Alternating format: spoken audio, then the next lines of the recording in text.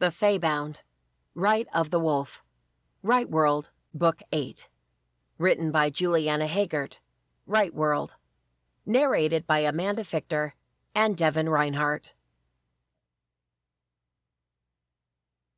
Chapter 1. Pharah. This was supposed to be a party, so why I felt anything but happy. Seated at the throne that suddenly appeared beside Lark's at the main hall of the Shade Fortress after our wedding, I watched as the reception raged on. Even though it had been sudden, Lark had found a way to throw a huge party, complete with performers and fireworks. The Fae, all from the Shadow Court, indulged in the food and drink and dance, most already too drunk to even remember their name. Amid them all, Lark talked to the other male Fae. He laughed out loud and patted their backs, sometimes moving his arms wide, as if he too was drunk, but I knew better. He had been holding the same damn glass of champagne since the beginning of the party hours ago, and he had barely drunk a single sip so far. He was pretending to be drunk, though I had to admit he did look happy, the complete opposite of me. Every now and then, his dark eyes met mine from across the room, and it was all I could do not to flinch in disgust. But I kept it in. I held his stare with a defiance of my own. Yes, I had married the Fae Prince, but that didn't mean I had to like it. In fact, I despised it. During the entire party, no one approached me. No one came to talk to me, except for a few servants who offered me food and drink. Still feeling sick about my unknown future, I refused those. While the Fae danced and chatted and drunk, I stayed seated and quiet on the throne, staring at the wall across the room, above everyone's heads, and counting the seconds. Finally, when the sun was rising behind the mountain, Lark dropped his champagne flute and walked to me.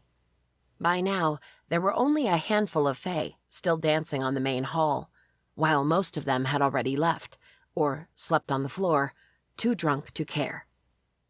With an easy smile, Lark halted before me. "Ready to go?" My stomach twisted in a million knots. No, I wanted to answer him. But I knew better than to tell him that, so when he offered me his arm, I stood from the throne chair and took it. Like a gentleman, he helped down the dais steps, then guided me over the black carpet, cutting through the main hall. Outside, his guards waited. Once we walked by them, they counted 5 steps, then began following us. I wasn't overly worried about the wedding night, because it was different for the Fae. We had a rule called the moon period. The Fae couldn't sleep together for 3 weeks after a wedding to seal the magical bond between them and wait for the mating bond to snap before trying to conceive a child, since creating a baby Fae wasn't as easy as it was for humans. Lark confirmed as much when he stopped in front of the closed doors to my chambers, his guards several steps back now. The prince held both my hands this time. "I never thought much about the moon period until now." He stared into my eyes, the glint in his downright naughty.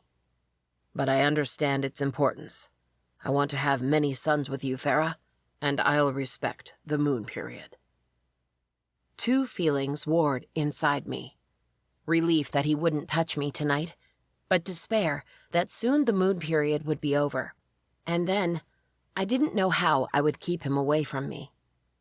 What he didn't know, though, was that I couldn't give him any sons or daughters. Fae could only have children with those they had first been with, and for me, that was Wyatt. Wyatt was my mate, and I hadn't even had the chance to tell him. Even if I had the chance, would I have told him? There was no reason to make him more worried and sad about our situation. Not knowing he was my mate would help him move on faster. Lark brought one of my hands to his lips and planted a kiss on my knuckles. "Sleep well, princess." With a last lingering glance, he retreated. His guards followed, except for 2, who positioned themselves on the hallways, a good way from my door. Holding my chin high, I entered my chambers. But once I closed the door behind me, I broke down. Angry tears filled my eyes, and I grabbed at the white dress, ripping it to pieces. The tears slipped along with the pieces, scattering across the floor until I could barely see the smooth, dark stone underneath. Only once I was free of that, I wiped my tears away and took a deep breath in. No, I couldn't break down. Not now, not later. This was my life now, and if I broke down now, what would happen to me for the rest of eternity? Because Fae lived forever, and Prince Lark was my husband forever now. That knowledge, that fact, brought a sharp pain to my chest. The idea of running away with the medallion fleeted through my mind, but I pushed it away. Because running away wouldn't solve anything. It would only make things worse. But most of all, Lark wasn't an idiot. He had known I came to him using a medallion. He had taken it from me earlier. But I had another thing he didn't know about. I hurried to the closet where earlier I had hidden the looking glass under some dresses, hoping no one would find it. My hands shook as I held the looking glass. I closed my eyes and willed it to work. When I looked at it again, the glass had become a canvas, swirling with smoke. I held my breath as the smoke cleared and the image took shape. It was me, sitting in an armchair, wearing a long blue dress, with a big smile on my face. I opened my arms, and someone, a little boy, ran to me. He jumped on my arms and hugged me tight. When he glanced up at me, I could see it. The boy could be young, but he had Wyatt's hair, Wyatt's eyes, Wyatt's smile. I almost dropped the looking glass. What did this mean? Then the image was gone, and the looking glass returned to its normal form. "What the hell?" I murmured, shaking it, as if that would make it work. Usually the damn thing showed 3 scenes, not just one. I put the looking glass back into its hiding place and dragged my feet to the window. The sun was rising, tinting the mountain with orange and yellow light. For a moment, I closed my eyes and let the sun's warmth kiss my skin. If only life was this easy and kind. But it wasn't. I leaned over the window and glanced down. The fortress stretched under my window, with many turrets and sharp points, and beyond it was the harsh mountain. From here, no one could resist a fall, not even a Fae. But killing myself wasn't the answer to this problem. Running away wasn't either. Then how could I make my cursed life a little easier to bear? Become a dutiful wife and bow my head to Prince Lark? Not in a million years. There was only one more solution I could see. One I had no idea how I would accomplish, but I couldn't just pretend I was a pretty doll. I couldn't just sit here and accept my fate. Somehow, before the moon period was over, I was going to kill the prince. Chapter 2. Wyatt. This couldn't be happening. Even though I was sure Farrah was already wed to Prince Lark, I had tried entering the fortress many times, but every time I was stopped by either a horde of Shadow Fae soldiers guarding every entrance of the fortress, or by Ariella, who told me I would be killing myself. She was right, I knew that, but I couldn't just give up. Beyond these trees, beyond the walls of the fortress, was Farrah. So close. There had to be a way of saving her from him. "She doesn't need saving," Ariella said more than once. "She chose this." I knew that too, but I couldn't believe that. I knew what Farrah was doing. She was sacrificing herself for her people. That hardly seemed fair. After many botched attempts to sneak into the fortress, I let Ariella guide me deeper into the forest, where we wouldn't be found out by the Shadow Fae patrolling the area. She was sure they were expecting me and searching for me, with every intention to kill on sight. I paced around the fallen tree trunk Ariella was seated at, my mind racing, my emotions buzzing, my blood boiling. "Wyatt, you've been like that for hours now," Ariella said, her voice hard. For an angel, she was quite the tough one. "You have to stop and rest and relax if you want to keep going later." I stopped, but I didn't relax. I glared at her. "I don't want to keep going later. I want to keep going now." Ariella rolled her eyes, annoyed at me. Yes, I had been in this fucking state for hours now, and honestly, I couldn't see myself relaxing until I was able to rescue Farrah from the Shade Fortress. "I know you want to save Farrah, and if you're so adamant about it, we will, but we can't just charge into the fortress now. It'll never work. We need another angle." Fuck. She was right. I knew that, but it was hard to admit it. With a heavy sigh, I finally succumbed and plopped down on the tree trunk beside her, the full force of my failure hitting me square in my chest. Holy fuck. I had let Farrah slip through my fingers, and now she was the prince's prisoner. There had to be something. I slipped my hand inside my jacket and found something. Frowning, I pulled the blue stone Spencer had given to me before opening the portal for me. I stared at it.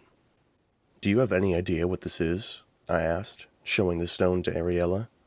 She took it from me, lifted up to the sky, and turned it around. "Nope." She shook her head and returned it to me. "Why? It's supposed to do something?" I couldn't sense any magic coming from it. I raised an eyebrow at her. "Can you sense magic?" "It depends. I never could pinpoint how it works, but sometimes I can feel magic coming from a person or an object," she shrugged. "There must be a rule. I just don't know it yet." "Interesting," I muttered. I turned the stone around my fingers. "Anyway, an old Fae gave me this stone before I came back. He told me to give this to Farrah, that it was crucial." Ariella frowned. "How did he know about Farrah?" "I have no fucking idea." I tucked the stone back into my pocket. "But if he knew about Farrah and me just like that, this means he knows more stuff, right? I wanted to believe Spencer had some kind of super sixth sense, and he could predict something would happen. Like me taking the stone to Farrah would somehow help me in rescuing her. Otherwise, the alternative, that he was just plain crazy and came up with crazy things, was too disappointing." "I'm afraid this Spencer guy is in the Fae realm, though," Ariella said. "We can't get to him now." Fuck, that was true. What can we do then? After a moment of silence, Ariella glanced at me, the wheels inside her mind visibly turning behind her blue eyes. "What do you know about Blaze Fae?" "Just that they are one of the 4 more powerful kinds of Fae in the Fae realm. Why?" "Because I've heard about them before. When I was looking for the demons who took my wings, I heard there was a large camp of Blaze Fae near the Grand Canyon, that they had come to hide after a big war they had against the Shadow Fae." "So?" I asked, impatient about her point. "So, if we can convince them to start the war again, but on Earth this time, we'll have help to rescue Farrah." I shot to my feet. "They would do the heavy lifting for us." Ariella stood before me. "Right." A sense of purpose filled me. The Grand Canyon was far away from here, but if we got allies to help us fight, it would be worth it. Though it pained me to leave Farrah with Prince Lark, I knew he wouldn't hurt her. She would be safe for a couple more days. "All right then, let's go to the Grand Canyon." I started marching toward the nearest road. Ariella caught up with me in no time, and we discussed a quick plan on the way. Steal a car, drive to the Grand Canyon, search for the Blaze Fae. If we didn't find them right away, we would try to find someone who had heard about them. Then we would convince them to fight the Shadow Fae stationed in the human realm. But, before we reached the road, a group of women dressed in black clothes stepped in our way. "Hello there," one of them said with a toothy smile. "I'm Myra from the Bone Crown Coven." My body stiffened. The Bone Crown witches, the ones that had kidnapped Farrah to use her in a blood sacrifice, but instead beat her up and let her to die alone in the forest. Why the fuck were they here? Chapter 3. Pharah. If I had to measure my eternity By my first 3 days in the Shade Fortress, I would say I was in for a boring life. During the day, Lark called on me to be by his side almost all day. First for breakfast, then for a walk in the courtyard in the center of the fortress. Next for an audience with his people, where he sat at his throne and I sat in mine, and the Shadow Fae residing nearby came to tell their grievances to the prince. Most of the time, Lark seemed indifferent about the people's problems, but here and there he showed some emotion, especially when it was all about revenge. Once, I became too curious and asked him why the hell there were Shadow Fae living in the human world. Didn't that mean they would also lose their powers, grow old, and die? Very happy with my sudden interest, Lark explained that his fortress was protected with his father's magic, which didn't allow anyone inside, plus the Shadow Fae residing nearby to suffer like the Frost Fae had. After our boring morning, we had lunch. After lunch, Lark met with General Aaron and his soldiers for a meeting. This one I wasn't invited to. Later in the evening, Lark called me again to watch him train with his soldiers in the training center underground, just above the dungeons. I couldn't deny he was an expert fighter, and his magic was immense. If I ever had to face him, I knew without a doubt that he would win easily. So I scratched fighting the prince off my list. At night, after he showered, we had dinner. Then we had another boring walk along the courtyard before Lark escorted me to my chambers, where I was supposed to stay until he came back for me the next day. Besides the time when he listened to his people, and I wanted to do more than he did, Lark's day was simple, normal, boring. Still, my mind didn't stop working the entire day. How could I kill the Fae Prince if he was too strong for me, and he was always surrounded by his guards? I only saw 2 solutions. I either killed him in his sleep by sneaking up in his chambers, pretending to want to be with him, or by poisoning. What I needed was to research about poisons. Thank goodness this damn fortress had a huge library. While Lark met up with his general and soldiers, I snuck into the library. I made sure to pile my table with books about Fae legends and some fiction stories, most about love and hope. If someone came to me, they would think I loved to read romance. But hidden underneath those were books about herbs and alchemy. I had been searching for books about poisons, but I couldn't find any. Either Lark didn't have any, or they were somewhere else. It was okay. Even if I didn't find anything specific, I was sure I could find about some lethal herb. On my 4th day at the Shade Fortress, Lark's meeting lasted longer than usual, giving me more time alone at the library. Thankfully, he hadn't appointed guards to follow me around like they followed him. It wasn't as if he needed them, not with so many guards spread around the hallways, and this damn fortress, which was, well, a fortress. It was impossible to get in, and it was just as hard to get out.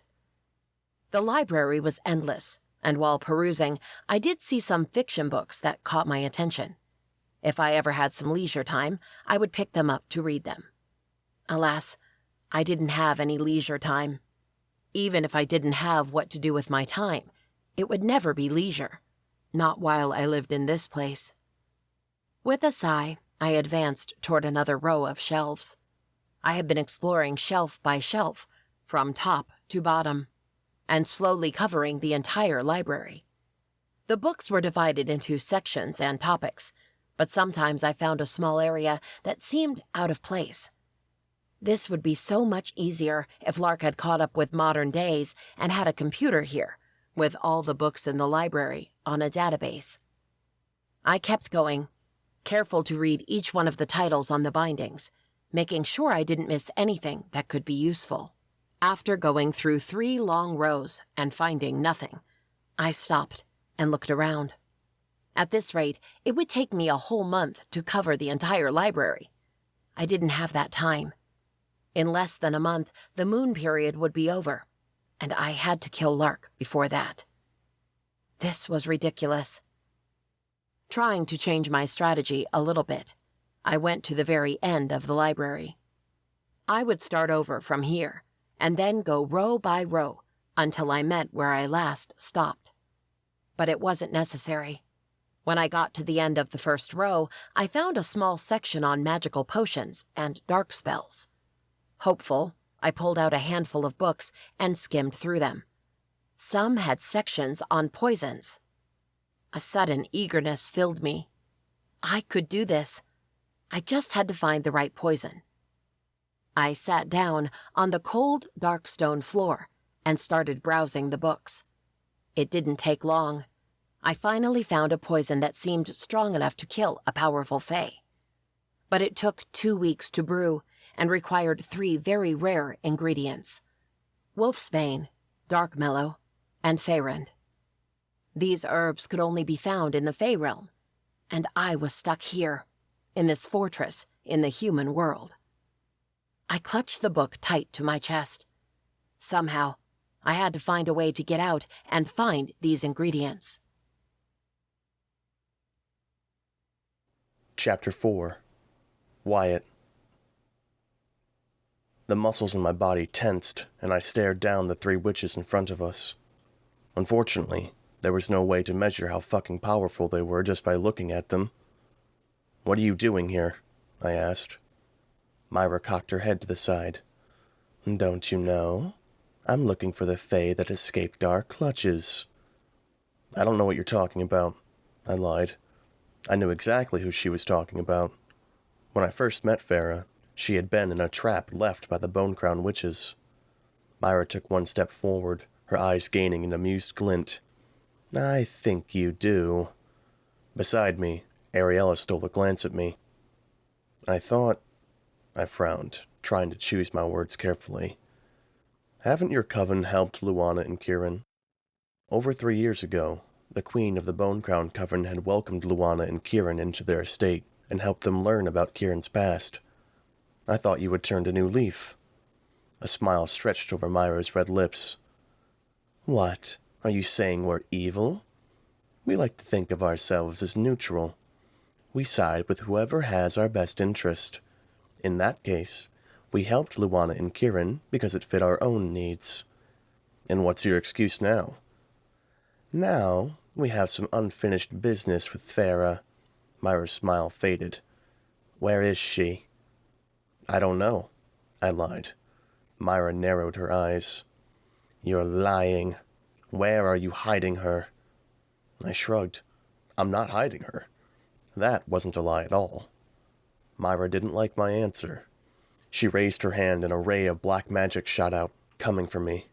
I jumped out of the way and shifted into my werewolf form. The 3 witches attacked full force, and Ariella and I fought back. Myra commanded the show, throwing black bolts at us while the other 2 witches followed her. I lunged into one, dropping her hard on the ground. I would have gone for her throat, but Myra shot a bolt at my side, making me skid away. I growled at her. Then Ariella stepped up her game. She invoked her magic, casting bright light all around us, just like she had done with the Fae when she helped Pharah rescue me. The witches shrieked, covering their eyes. I retreated, closer to Ariella. She purposefully aimed her magic away from me, but I still couldn't open my eyes. She nudged my side with her foot, pushing me back. I kept retreating, but felt as her light became stronger, brighter, and the witches shrieked more. After a moment, Ariella was by my side. "Run," she told me. "The light won't hold forever." Relying on my senses, I ran beside her, away from the witches. When it was safe, she let me know and I opened my eyes. Then we ran some more. Ariella and I were mostly in silence as we drove for 3 entire days, changing borrowed cars at least once a day. When driving through Colorado, I couldn't contain my nervousness. I didn't like being back here.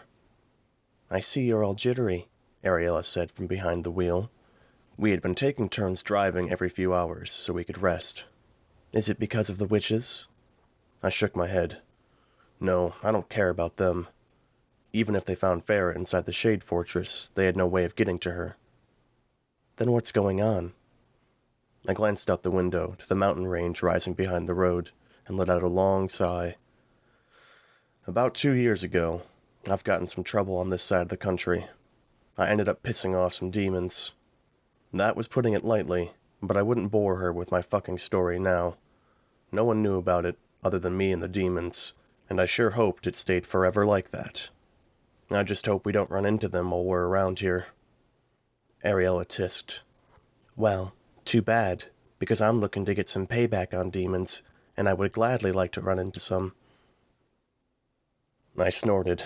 Of course she would. Demons had taken her wings, and because of that, she couldn't go back home, wherever that was. Well, if she ever found the demons who took her wings, I would help her catch and beat them up. We fell into silence again until we reached a small town near the Grand Canyon. We sneaked into a group of tourists and joined them on a tour of the Grand Canyon. When they stopped by the skywalk, Ariella and I sneaked out again. I hiked the backpack I had prepared higher on my shoulders as Ariella and I started walking into more isolated areas, where no tourists should wander to. Do you know where we're going? I asked Ariella after we had been trekking through the area for over 2 hours. Here, the sun was too hot and the air too dry for my lungs. I think so, she said. I've heard they were hiding on this side of the canyon. I frowned. That wasn't very helpful. Besides, whoever told her that could have been dreaming or drunk. I should have researched more about this before simply following her out here.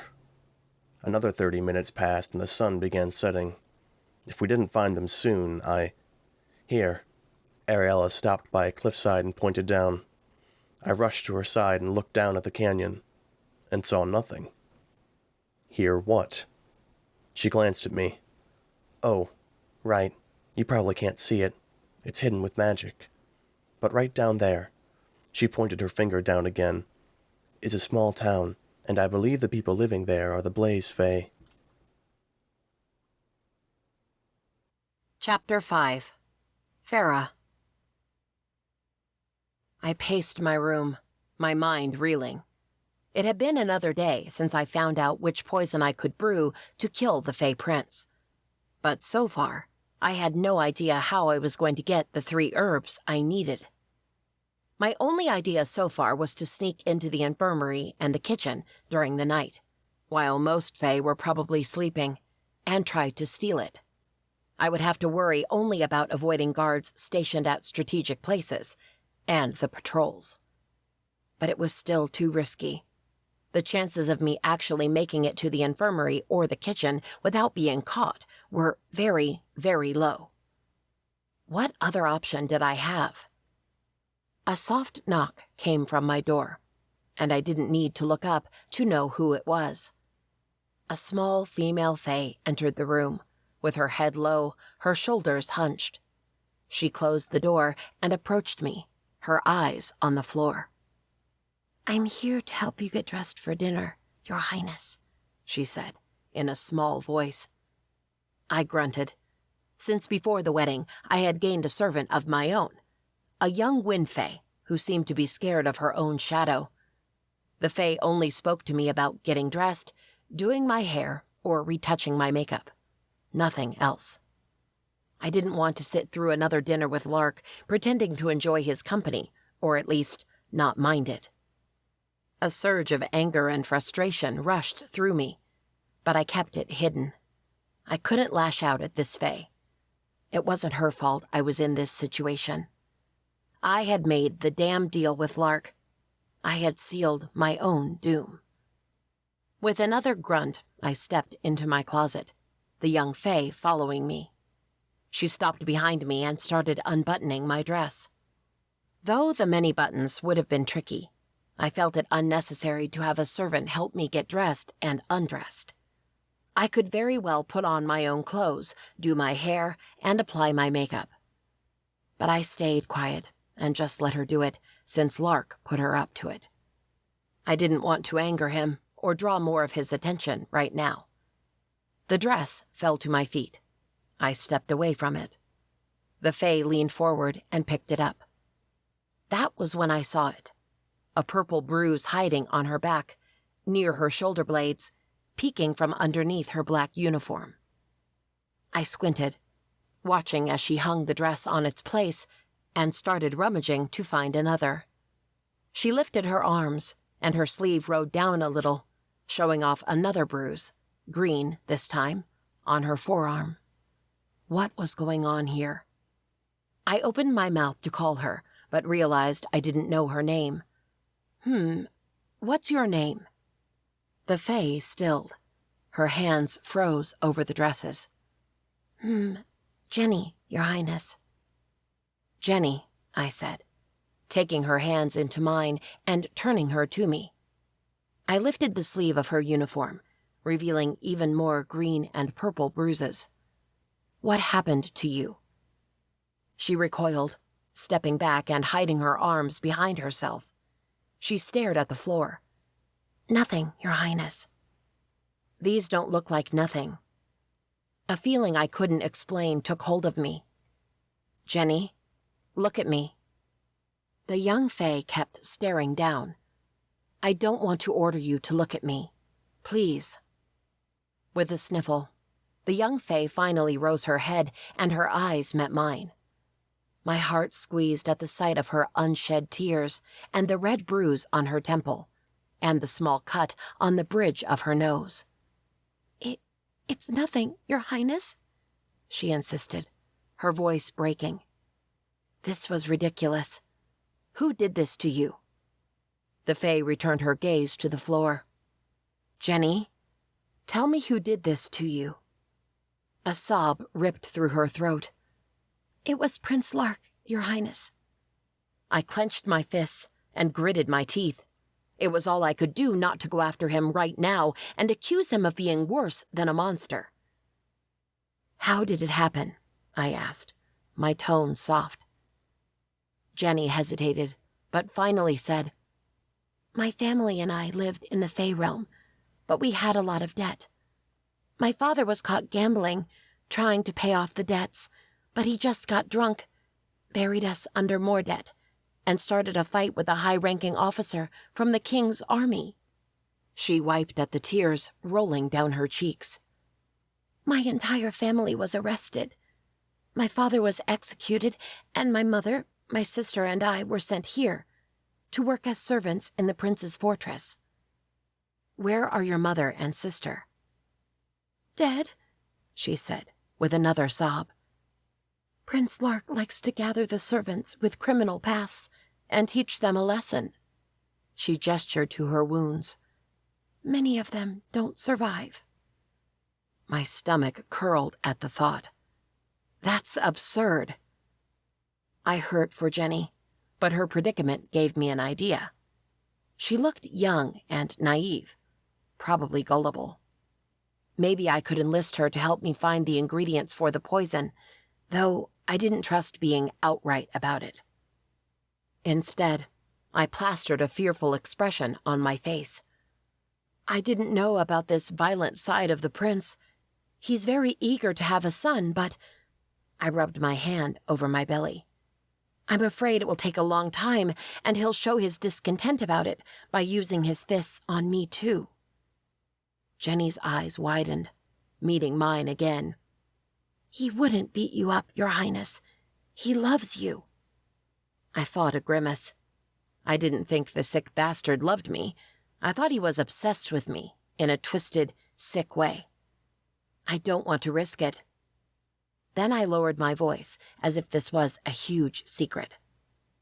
I've learned about a fertility potion that female fae should drink during the moon period, so they are ready to conceive when the time comes.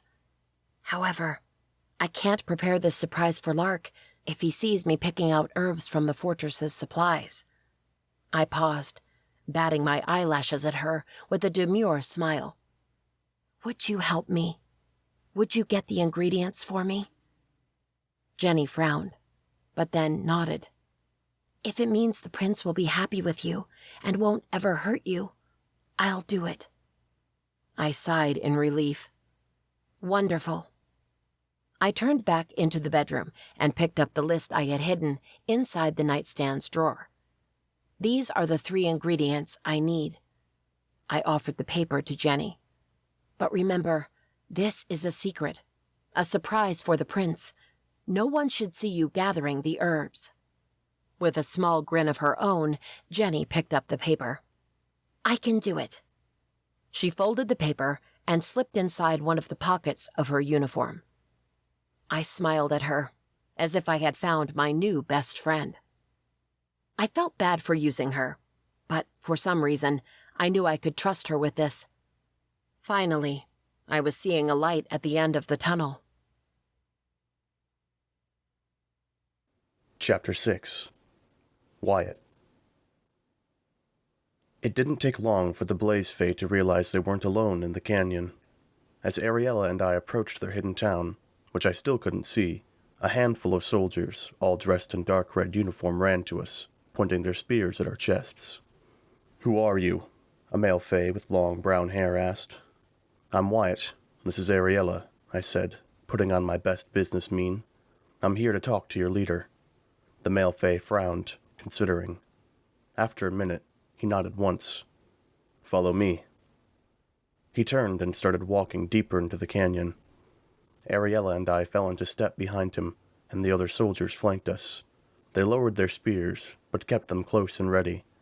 We weren't prisoners, but we certainly weren't free to roam around here. After a few steps, a jolt of energy coursed through me, and the scenery before me changed. Now I could see the town. Many side-by-side brown and reddish houses nestled against a canyon, forming narrow roads that ran deep into the gorge.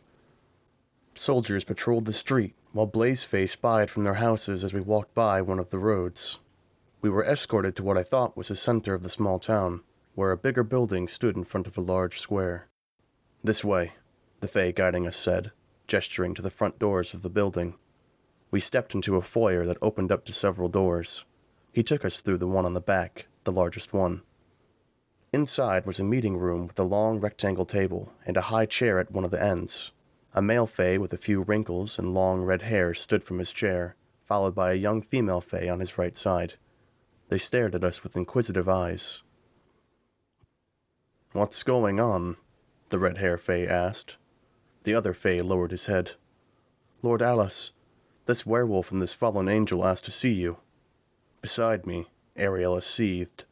From what Pharah had told me, Ariella was a fallen angel, but she didn't like to be called that. Lord Alice narrowed his eyes. "Why have you come here?" "Because I heard the Blaze Fae has a score to settle with the Shadow Fae," I said, going directly to the point. I had no reason to drag this on. "And I want to take them down." Lord Alice stared at me for a moment, considering. "Why?" I inhaled deeply and told them about Farrah, that she was a Frost Fae who was now locked inside the Shade Fortress, how her people had suffered in the hands of the Shadow Fae, and how the prince was just plain evil and had to be defeated. "I know you want to take them down as much as I do," I continued. "I know Ariella and I are only two, but we're powerful. Together with your people, we might have a chance to infiltrate the Shade Fortress and defeat the prince. Once he's out of the picture, it'll destabilize the Shadow Fae, providing an opportunity for you to start a war, and this time, win." Alice didn't seem convinced. "You seem to know a lot about Fae and our history." I puffed out my chest. "My mate is a Frost Fae. I made it my business to find out as much as I could about Fae." "What you're asking for, it's tempting, but it's too risky," Lord Alice said. "I won't put my people at risk for a young female Fae." I knew it wouldn't be easy to convince him, but I didn't have many more arguments to offer. "If you help us take down the prince," Ariella started, "we'll help you with your war. We'll stay with you until the end, and we'll make sure you win." Lord Alice rubbed his chin.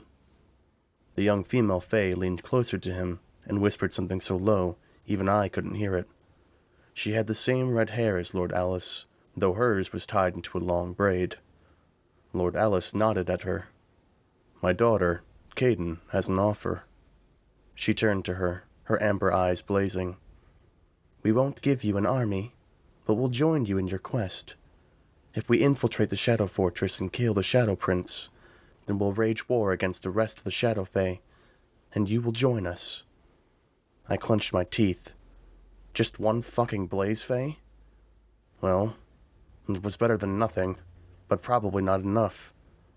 I'm assuming you're a good warrior? Caden's lips curled in a taunting grin. Lord Alice snorted. She's the best warrior the Blaze Fae has ever had. If she joins you, you're sure to win. I glanced at Ariella. This was between the two of us. We came for an army, but we were being offered just one measly Fae. Would that be enough? Would she still stand beside me and help me rescue Pharah? As if reading my mind, Ariella gave me a sharp nod. All right, I said, a little irritated by the situation, but also relieved we didn't come this way for nothing. We'll accept your offer. After our meeting, Ariella and I were escorted to a small house at the edge of town. You can spend the night here, Caden said, opening the front door to us. Someone will come with food later. I frowned as I looked inside the simple house. We're not allowed to leave the house? You can, she said calmly, but we won't be responsible for your safety. After the war and being chased out of our own realm, the Blaze Fae isn't very trusting, especially of other races. It's better if you stay in. We will, Ariella answered for both of us. Caden glanced at us. We'll leave tomorrow morning before dawn. She turned and left, without waiting for a reply. Ariella and I stepped into the house. I didn't even glance around and explore the place. I simply dragged my feet to one of the 2 bedrooms and plopped down on the bed. Arms crossed, Ariella watched me from the door. Taking a nap at this time of night? No, not a nap, I mumbled.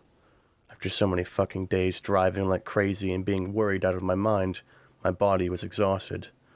I wanted to crash and slumber for 100 years. I'm turning in for the night. Oh, okay. She stepped out of the room and grabbed the doorknob. Good night.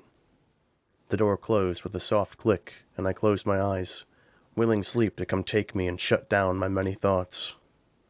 I fell asleep and dreamed of Pharah being held by Prince Lark, being in chains while they tortured her, people in front of her. The prince laughed, saying it was all a trick, that he never intended to let her people out of the hook, that they would all suffer while she spent eternity with him. I woke up with a gasp, sitting up in bed. A second later, my senses became alert, but it was too late. Hands clasped around my mouth and arms and legs. I jerked, trying to get rid of them. I began shifting until something hard bumped into my head, and I fell into darkness. Chapter 7. Pharah. It had been 3 days since I had first told Jenny that I needed the herbs for my potion. I got tense every second of the day, thinking she had told someone and Prince Lark had heard about it. I was sure he wouldn't believe this fertility potion nonsense for a second, and would know I was up to something. Each time he approached me with a sly grin, my heart stopped. But nothing happened. I felt like I was freaking out for nothing. Though it wasn't for nothing. Time was flying, and soon I wouldn't have time to brew this damn poison before the moon period was over. I had to start it soon, or it would be all over. Last night, I tried stealing the medallion off one of the guards so I could go to the Fae realm and get the herbs myself, but I was almost caught. All right. Then that plan was out of the question. It was late at night, and I was ready to lie down on my bed when Jenny slipped into my chambers. "I've got it, Your Highness," she whispered, walking to me on her tiptoes. "The herbs?" I asked, my voice just as low as hers. Here, no one could hear us, but one couldn't be too careful. "No, I couldn't find those herbs anywhere in the fortress, but I got this." She lifted a medallion from the pocket of her uniform. "I borrowed it from one of the ladies in the court. I have to return it before morning, or she'll notice it's gone." My heart beat wildly in my chest. It was not the herbs, but this was the next best thing. I caught the medallion from her and cradled it against my chest. "Thank you." "I'll stay here and watch out for danger while you go to the Fae realm and get your herbs," Jenny suggested. I nodded, standing up from my bed. I rushed to my closet to change out of my nightgown. I couldn't go hunting for herbs in the Fae realm in those, but stopped halfway when the doors to my chambers opened. Prince Lark sauntered into the room, and I quickly hid the medallion behind my back. He didn't spare a single glance to Jenny as he said, "Leave us." The young Fae shot me a quick glance, but she was too afraid to confront him. Shaking from head to toes, Jenny bowed to him and scurried out of the chambers and closed the doors behind her. Then it was just the prince and me and the medallion. With what was supposed to be an endearing grin, Lark stalked to me. I slowly retreated until my back hit the tall dresser along the wall. While he focused on my face, I hid the medallion behind one of the big vases over the dresser, hoping he wouldn't notice it. Lark halted just 1 foot from me. "I'm sorry for coming so late. I needed to see you." He lifted his hand and ran his fingertips over my cheek. I tensed, suppressing the disgusted shudder that wanted to run through my body. "You're so beautiful, my dear Pharah. Waiting for the moon period to be over is hard." He leaned into me, his mouth coming for mine, and I inhaled sharply, suddenly in panic mode. I tried enduring it. I told myself I could just kiss him. It wouldn't mean anything, but I couldn't. On the last second, I turned my face. Lark exhaled, his nose rubbing my cheek. "Sorry," I muttered. "I'm just not ready yet." He pulled back and stared into my eyes.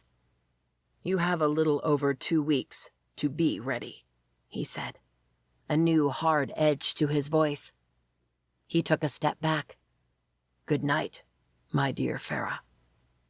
"Good night," I whispered. The prince whirled around and marched out of my chambers. When the door closed behind him, my legs gave out, and I leaned heavily over the dresser.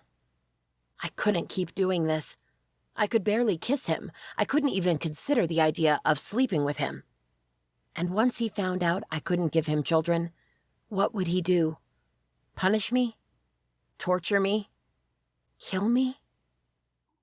A new idea came into my mind. If only I could steal a dagger, or even a kitchen knife, I could slit his throat when the moon period was over, and he finally came for me. But that would certainly get me killed too, since his soldiers wouldn't just sit and watch as their prince died. Regardless, if I failed to concoct the poison, that was my plan. Better to be killed than to live with this monster.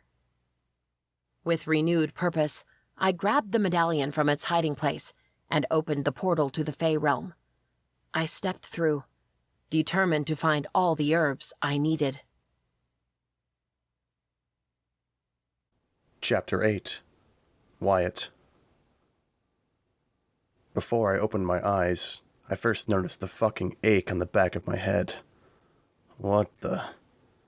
Then I remembered what happened and shot up, and immediately was brought down by the shackles on my wrists and the long chains bolted to the walls. What the... I swallowed my words as I realized not just my head hurt. I had bruises all over my body, and all of my muscles hurt. Then a man walked toward me. No, not a man. A demon. "Droll more," I muttered. "Oh, so at least you remember my name." Drollmore was a high-level demon, one with enough power to look like a human all the time. Right now, he wore an olive skin and short, brown hair, with the sides neatly shaved. His face was angular, and his body was big, as if he was a heavy weightlifter. "I've been looking all over for you." I shook my head. Holy fuck, this couldn't be happening. "Fuck you," I said through gritted teeth. "No, werewolf. Fuck you." Drollmore tilted his head at me. "You thought I wouldn't find you? That I wouldn't make you pay for our deal? You got what you wanted. Now it's my turn." I jerked against the chains. "You know I won't go down easy." An amused grin spread over Drollmore's lips. "You're the one shackled in a building full of demons. I think you'll go down just fine." He took a step toward me, and I stilled. My mind spun, searching for a plan as I strained against the chains, using my werewolf strength to try to break them. But they barely budged. Fuck. What did I do now? Drollmore brought his hands up toward me. "Master?" A voice came from behind him. Snarling, Drollmore turned around. He faced the demon standing on the wall on the other side of the room. "What?" he barked. The demon lowered his head. "I just thought you would like to know, Master, but the south point of the warehouse is being attacked by demon hunters." A string of curses I didn't know crossed Drollmore's lips. There was one thing Drollmore hated more than the people who owed him a deal. Demon hunters. Drollmore brought his dark eyes to me again. "This isn't over." Then he left, following the other demon out of the room. The door closed with a heavy thud, and I heard the sound of several bolts clicking into place. I didn't waste time. I closed my eyes and focused, using my strength to pull at the chains. I braced my core and gritted my teeth. Pain lanced my muscles at the struggle, but I didn't dare to give up. It was this pain, or having my soul taken to the underworld. I would take the fucking pain any day. Finally, I felt the chains budging. After another bout of struggle, they snapped from the walls. I fell on my face, catching my breath and easing my muscles. But I still didn't have time to waste. I had to get out of here right now. Against the pain coursing through my body and the dizziness brought on my head blow, I pushed to my feet and stalked to the door. I checked, and yes, the door was locked. Again, I tapped into my strength and pushed against the door. It was even harder than snapping the chains, but after a while, I broke it down with a loud bang. Fuck, if there were any demons left in this place, they had sure heard this. Even though I didn't know where I was and which direction I should go, I shifted into my werewolf form and bolted. I made it out of a stone manor surrounded by woods, and was momentarily blinded by the bright sun shining overhead. That was when I finally heard the shouts of Drollmore's lesser demons coming for me. As if I would stick around and wait for them to catch up with me. I didn't slow down as I ran toward the forest. It didn't matter where I ran to, as long as I got away. Later, I would stop to figure out directions and where to go. I was just 2 feet from the line of trees when a shock hit me, freezing me. My muscles locked down, and I let out a yelp as pain coursed through me, rendering me useless. My vision darkened and my head swam in a black cloud of nothing. I blinked, trying to make sense of what was going on. What was I doing? Where I was? Finally, the darkness covering my eyes retreated, and I found myself looking up at a group of lesser demons, all of them snickering at me. I pushed up to my paws, but my knees buckled and pain shot through me. The demons hooked their arms around my limbs. I jerked against their hold, but I couldn't fight it. I didn't have any strength left. The darkness took over me as they dragged me back inside the manor. Chapter 9. Pharah. With a small lantern in my hand, I teleported to one of the bigger villages in the Wind Court. At this time of night, the market was closed, which was better for me. Careful not to be seen by the patrol guards, I sneaked into the marketplace and easily found Wolfsbane and Darkmallow. But I couldn't find any Faerend. I didn't think I would. Faerend was forbidden to be sold long ago, since it was highly toxic to our kind. As far as I knew, the plants from where this bud bloomed were all destroyed too.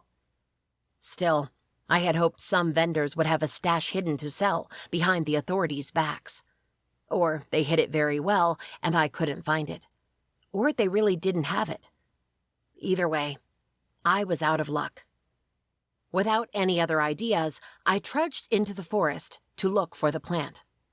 I had never seen it with my own eyes, but I knew it was a short bush with green, dried vines and the small purple buds here and there. The lamp I carried only illuminated so much, making my search harder and frustrating me more by the second. How would I find this damn plant if I could barely see anything? Soon the sun would rise, and I had to be back to the Shade Fortress by then. If I wasn't, hell would break loose, and I would be in big trouble. My steps became faster as I combed the woods. I tripped on an overturned root and fallen branches every few seconds, but I didn't dare to slow down. I couldn't. Suddenly, I heard shouts. I slowed down, thinking it was guards who were after me, but soon realized it wasn't. I stepped closer to the voices, and light illuminated the night. I spied from under a tree and saw a deep valley in the middle of the forest where a prison camp was hidden. My heart squeezed as I watched the Shadow Fae guards yelling and whipping the Fae prisoners. I closed my eyes as a sudden rage washed through. No, I couldn't help these people. Not now. If I did, chances were I would get caught. Or I would help a few escape, and then what? I would become a fugitive with them? Though it hurt every muscle and instinct in my body, I turned away from the camp, promising myself I would help them later, somehow. Before, I was frustrated and in a hurry. Now, I was also upset and shaken. And to add to my dark emotions, the sun was beginning to rise. I stopped and held the medallion in my hands, ready to go back to the Shade Fortress. Somehow, Jenny would have to steal it for me again, and I would have to come back. Unless I found another way and... "Hello there." I quickly hid the medallion and called on my magic, ready to defend myself if necessary. An older male Fae stepped from between the trees, holding an orange cat. He had a small smile and curious eyes. He looked inoffensive, but I wouldn't take any chances. I lifted my hand, ice enveloping it. "Stay back." The Fae stopped, but didn't lose his smile. "No need to be alarmed. I'm Spencer, and this is Rusty." I took a step back, my arms still outstretched toward him. "What do you want?" "Well, actually, I know you have been looking for something." He picked up a small cloth from inside his pocket, and while juggling the cat on his arms, he unfolded the cloth and showed me what was lying inside. I gasped. "Farrah." I stared at him, shocked. "How did you know?" He shrugged. "I'm just an old Fae with a very good sixth sense." I eyed the herb in his hands. "And you'll just give it to me?" He shook his head. "No, but I have a request." I frowned. "What kind of request?" "Though Rusty is a wildcat, he behaves like a house cat. He would be much more suited to live inside. Take him with you and care for him, and I'll give you the herb." I stared at the old Fae, baffled. Was this some kind of trick? Take the cat, but that doesn't make sense. "Sometimes things don't have to make sense." He extended his hand. "Do you want the herb or not?" Shit. How could I pass this on? And all I had to do was take the cat with me. I would just drop him in my room and ask Jenny to feed him. It should be simple. "Sure," I mumbled, still a little phased about this turn of events. "I'll take the cat and the herb." "Wonderful." As if we were old friends, Spencer dropped the cat in my arms. It was heavier and bigger than I anticipated, but the cat simply lay in my arms and rested his head on my chest, ready to take a nap. He also placed the herb in my hands. "Now you can go." And just like that, the old Fae turned around and walked away. For a moment, all I could do was stare at the darkness between the trees where Spencer had disappeared through. What had just happened? The first rays of sunlight streamed through the tall trees. Shit, I had no time to wonder about that. With the cat in my arms and the herb stashed in my pocket, I opened a portal back to my chambers in the Shade Fortress and stepped through. Chapter 10. Wyatt. I stirred on the cold floor, waking up from another nightmare. Gasping, I sat up and quickly looked around. I was still in the same fucking manor, in the same fucking room with the same fucking chains around my wrists. Well, not the same. Ever since I managed to escape almost 2 weeks ago, The demons didn't take any more chances. They enforced the chains and the only door in the room. They also fed me very little, just enough so I wouldn't starve, but certainly not enough for me to keep my strength. And every once in a while, one of them came and tortured me. It mostly comprised of punches and shallow cuts, but in my already weakened state, it was enough to extract low howls of pain and sometimes to make me faint. In these 2 weeks, Drollmore hadn't been back. I had asked what was going on, but the demons here didn't tell me anything. From the very little I overheard, Drollmore was still busy with the demon hunters. I really hoped it was Ray and Aaron, and that they were kicking Drollmore's ass so hard the demon died by their hands. One could only dream. On the morning of the 15th day, a lesser demon brought me a slice of stale bread and a half a cup of water. "You should eat it all," he said, a sarcastic tone to his voice. "Drollmore is coming back tonight, and when we tell him about your little escape, he'll torture you before taking your soul to the underworld." I stilled, my stiffened limbs sore from barely moving for several days. Drollmore was coming back tonight? Fuck, my time was up. If I didn't escape now, then I would never escape again. No, by midnight, I would be dead, and my soul would be forever lost to the depths of the underworld.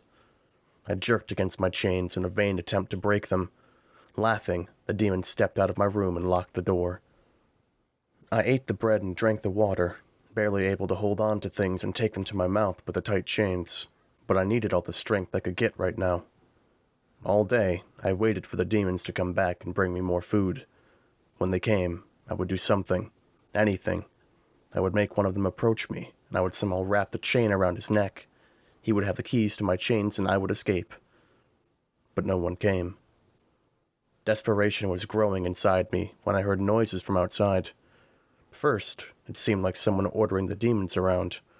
After a few seconds, the noises grew closer and I heard better. It was the sound of shouts and a fight. What the fuck was going on now? Readying myself to shift and fight, I stood up on trembling legs. The door burst open. Light and fire exploded from the hallway outside. I gasped as the two of them stepped into the room. "There you are," Ariella said with a small smile. "You don't look too great," Caden observed. I collapsed to my knees. "I'm so fucking glad you're here." "As you should be." Ariella rushed to me and started unlocking my chains with keys she probably got from the lesser demons. "Now let's go before the higher demon comes." She glanced at me. "Not that I don't want to turn with him, but in your state, we better go." She hooked her arm around mine and tugged me up. I swayed on my feet. Caden reached forward and caught my other arm, steadying me. "Hang in there." I tried, but our escape from the manor was a blur in my mind. I saw as Ariella used her powers to kill a couple of demons as we left the manor. I saw as Caden used her powers to set fire to the manor, and I saw as both of them pushed me on the back seat of a car. And then I didn't remember anything else. When I woke up, I was in a soft bed in a simple room. Sunlight streamed from the closed drapes, and the smell of coffee reached my nose. I sat up, groaning at my sore muscles and dizzy head. My stomach contracted with hunger. I glanced down at myself. Though my face was clean, my hair was plastered to my head, and I still wore the last clothes the demon had given me after I ripped the previous outfit when I shifted. I was in desperate need of a bath, but I was even more so for food. Following the scent of coffee, I exited the room, walked through a small hallway, and found a family room with an open kitchen. Ariella and Caden had mugs in their hands and ate something with cinnamon. The sweet scent was killing me. "Sleeping Beauty is up," Caden said. She gestured to the coffee maker across the kitchen, then to the plate with cinnamon scones on top of the range. "Help yourself." With slow steps, I made my way to the kitchen, grabbed some coffee and a lot of scones, and sat down on one of the stools around the kitchen's tall stools, right beside Ariella. "Where are we?" I asked, confused. "A house on the east coast, near the Shade Fortress," Ariella said. "The couple living here went to Europe for vacation." I frowned and glanced out the window, but didn't see much. "What about the neighbors? Won't they see the house occupied?" She shook her head. "The next house is down the road, and many trees surround all lots." She narrowed her eyes at me. How are you feeling? I'm not dead, I joked, though it hurt to smile, much less to laugh. I let out a long sigh, but even that was painful. I've been better. I can see that. How did you find me? I asked, my mouth full of scone. I was inhaling them, though I was sure I would get sick later, since my stomach wasn't used to eating this much, this fast anymore. It was hard, Caden said. We had no clue, no idea what had happened. Caden is a great tracker, Ariella said, sounding proud for some reason. After many days following endless trails, she found you in that manner. Ariella narrowed her blue eyes at me. What happened? What do those demons want with you? I swallowed the last bite of my scone. Remember I told you I've got mixed up with a demon? Yeah, he found me. His name is Drollmore. What did you do to them to have them come after you in a camp full of Fae? Ariella asked. I let out a long breath. I could lie to her, but was that worth it? I didn't see why. I was so fucking tired of lies. Drollmore promised me I would find Farrah again, and be with her if I sold my soul to him. Ariella looked at me as if I had told her I'd kissed the devil. No, she mumbled, shaking her head. You didn't. You're not that stupid. I was lost. I was scared. I didn't have a life. In fact, I thought about dying all the fucking time, I explained. Though now that I said those things out loud, it didn't sound like a good reason. I don't know.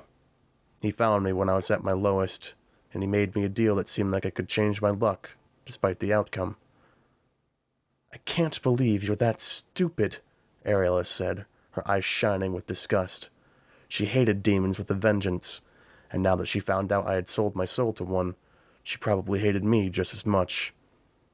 It's done, I snapped, though I regretted it.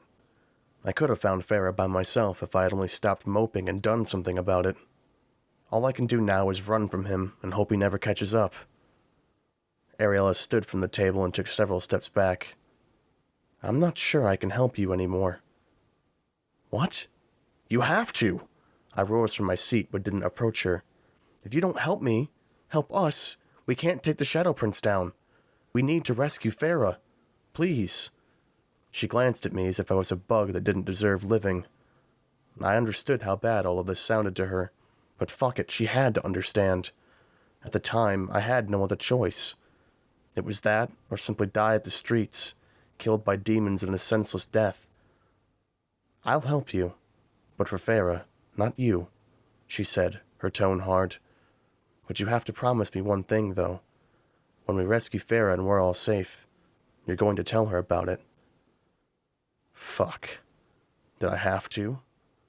Right now, I would promise anything. I might even sell my soul again if that meant getting Farrah back. I promise. Chapter 11. Pharah. For the past 2 weeks, I brewed the potion in my closet. Jenny helped me with it, since the Faerend in the potion dulled my powers and made me weak. She didn't mind when it affected her. Thankfully, the few times Lark came into my chambers, he never wandered far, much less into my closet. Even so, I was always nervous that for some reason he would start looking around too much and find the potion. Once he asked about the bitter scent in my room. I lied to him. It was the new tea Jenny had been bringing to me. He didn't ask about it anymore. But he did ask about the cat. I don't know where it came from, I told him one night, trying to sound innocent. I came back from the library one day, and it was just here. I ran my hand over the cat's fluffy fur, and the cat stretched under my touch. I didn't send him away because I enjoy the company. Though he frowned, looking at the cat, Lark let that subject go. Unlike when Fae from other courts came into the fortress for a diplomatic dinner, and Lark wanted me to join him, I begged him not to go, telling him I wasn't feeling well, but he wouldn't have it. You're my wife, and you'll be my mate. You have to be there. It's non-negotiable, he insisted. his tone not leaving room for arguments. And that was how I ended up in a black gown with a tight corset and flowy skirt and a long slit along my right leg. My long white blonde hair was pinned behind my head, so the gown's deep V showed off my bare back. The gown was beautiful, but I felt naked, exposed, paraded like a pretty piece of jewelry. Lark waited for me behind the closed doors to the main hall. The diplomats were all inside, and he wanted to make a grand entrance. He held my hand in his, and when the doors opened and we stepped inside, I felt like this was our second wedding. Though this time, I was wearing black. Could it be my funeral? As I expected, Lark walked slowly, turning me this way and that way, showing off his trophy wife. I plastered a weak smile on my lips and just went with it. Soon this would all be over. Soon I would kill him, and that would be the end of this farce. After greetings, where I met several Fae from all the courts in the Fae realm, except for Frost Fae, Lark directed us all to the dining room, where a feast had been prepared. I sat beside Lark at the head of the table, while the others took the many chairs along the table. No one sat at the other end of the table. Dinner progressed as expected, boring as the Fae talk about politics and lowly humans and other races. Some were appalled that they had to come to the human world to meet with Lark. Others were stunned the prince was still living here. To be honest, I was too. As a show to his guests, Lark reached to me and put his hand over my leg, slipping his hand around my thigh, dangerously close to my groin. I squirmed as far as I could in my chair, but he closed his hand around my thigh, digging his fingers into my skin. I swallowed the yelp that threatened to escape. All around us, the Fae continued with their conversation, though their eyes shifted from our faces to Lark's touch. His hand hiked up, and just before it went too far, I crossed my legs and turned my body to the side, reaching for my wine goblet with too much fanfare. Lark had to drop his hand. The guests noticed my move, but didn't say anything. To his credit, Lark tried to keep going as normal, but his pride was hurt. A minute later, he shot up. "Excuse us," he said, through gritted teeth. He pulled me behind him across the dining room and into the hallway. He let go of my hand and turned his furious eyes to me. "What the hell do you think you're doing?" I lifted my chin. "We may be married, but I'm not yours." "You are mine," he hissed. "You will be mine. You better start realizing, and soon, because when the moon period is over in another week, you will be mine." A chill ran down my spine. "Not if I killed you first, you scumbag." I didn't say anything, because if I opened my mouth, I would say things that would only put me in more trouble. Lark glared at me. "You're dismissed. Go back to your chambers." This time, I was glad to obey him. I simply turned around and marched along the hallway, going back to my bedroom. Soon, I would be free from this place, free from him. Chapter 12. Wyatt. From a distance, we watched the shade fortress rising up to the sky along the side of the mountain. If we got closer, we would run into patrols, and right now we couldn't afford to do that. "To get to the prince and rescue Pharah, we need to get inside," I said, "but the place is too well guarded." "I can glamour us as servants so we can sneak in," Cadence said, her eyes on the fortress. "It won't last long, but it should be enough to get us inside." I nodded. "Then once inside, we should split up. I'll go find Pharah, while you two find the prince." I glanced at Ariella. She was still ignoring me. "Sounds like a plan," Cadence said. "We should sneak in early tomorrow morning, during the guard change." I had been out for a couple of days, and during that time, Cadence studied the movements outside the fortress. "What do you think?" I nodded again. Sure, I needed another good night's sleep before sneaking inside a fortress, and probably having to fight for my life, and for Farrah's life. Actually, I doubted I would be able to sleep, but at least I could stay in bed and let my body rest. That night, we went back to our borrowed house near the fortress. After a quiet dinner, Ariella made tea and retreated to her bedroom. Caden poured some tea in 2 mugs and brought it to the living room, where I was seated on the couch, too worked up to relax and try to rest. "Here," she said, offering one of the mugs to me. "It should help you relax." I took the steaming mug from her. "Thank you." Caden sat down on an armchair across from me. After a moment of silence, she asked, "So, tell me, why is this Frost Fae so important to you?" I stared into my mug, wondering what I should tell her. But why lie to her? She was here, after all, and willing to help us, help me. And I've known Farrah for 3 years now. I've always loved her, since the first moment I saw her, left beaten up by witches in a forest. I drank a sip of my tea. And recently I found out she's my mate, though I know about the curse the Fae King put on the Fae. She can never love me, otherwise she will lose her immortality. Caden scoffed. Immortality is overrated. If she is your mate, if she really loves you, she should choose to have a life with you, to grow old and die with you. For some reason, I didn't tell her that I wasn't sure if Farrah knew she was my mate. We hadn't talked about that before she left me and married the evil Fae Prince. I'm not going to force her to choose between me and her immortality. Caden dropped her mug in the low coffee table in between us. I understand. Perhaps I just talk about immortality as if it wasn't a big deal, because my people and I have been living in the human realm for a long time. Soon, we'll lose our powers, and our immortality too. I've already come to terms with it. That piqued my interest. Besides, it was an interesting subject to take my mind off Farrah for a few minutes. How did the Blaze Fae end up here?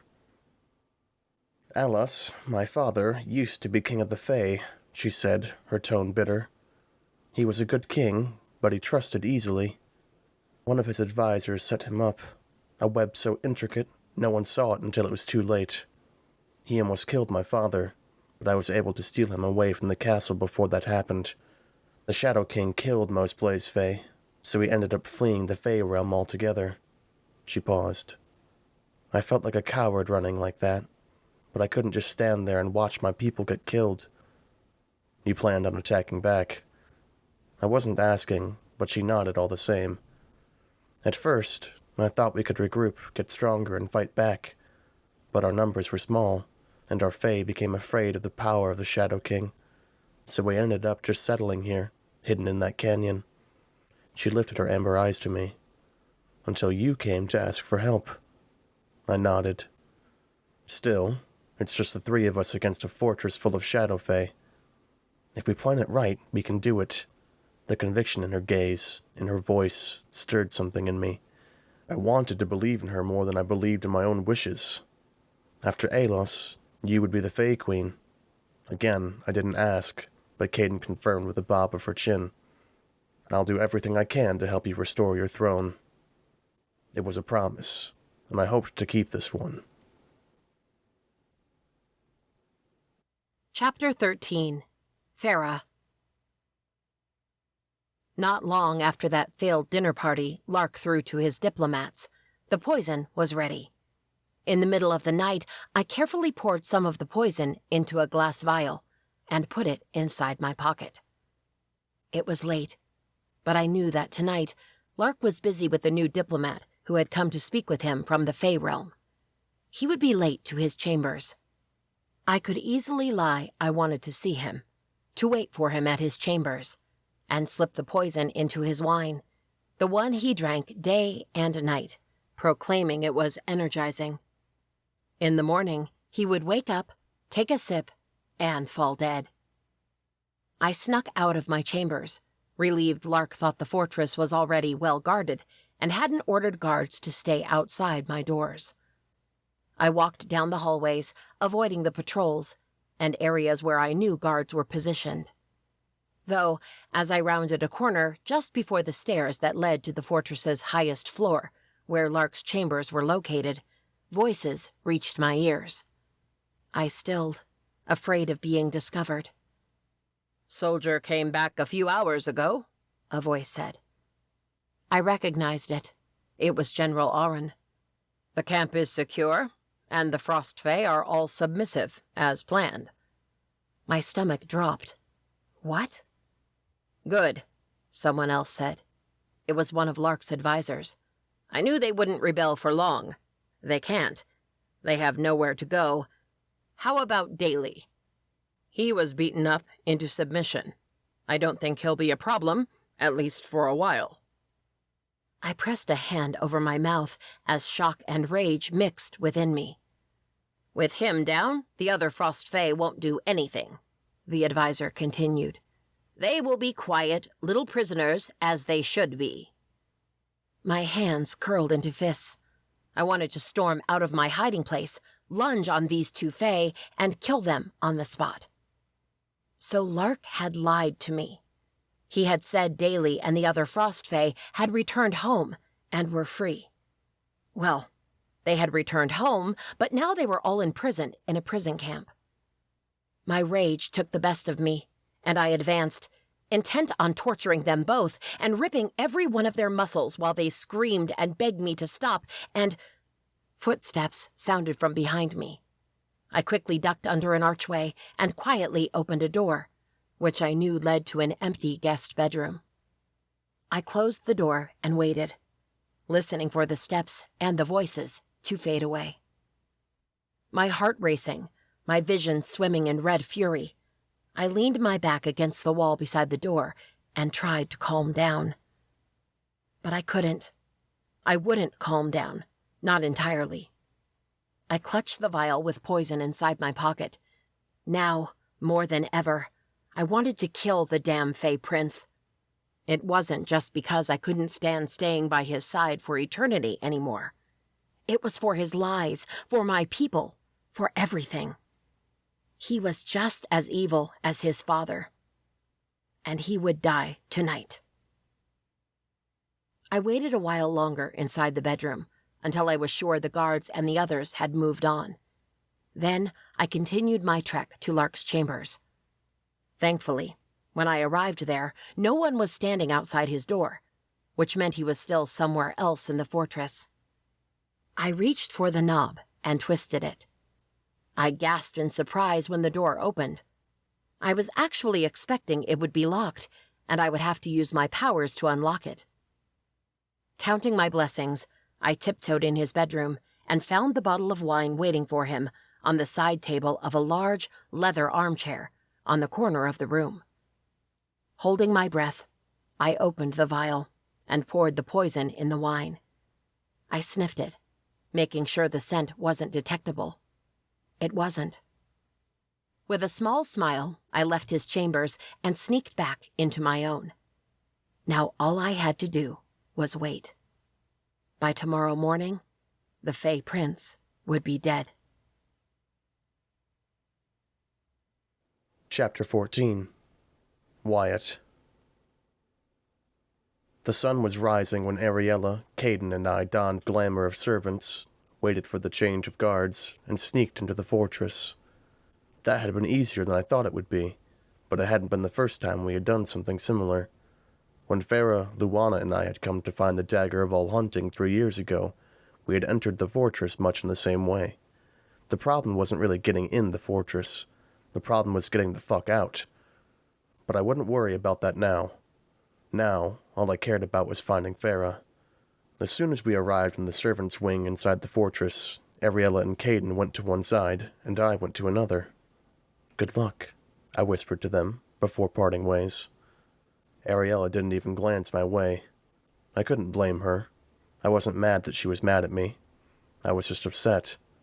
In the time we had spent together, I had come to consider her a friend, and now I had lost her. Hopefully, she would come around once all of this fucking mess was done. I shook my head, clearing my thoughts and focused on the problem at hand.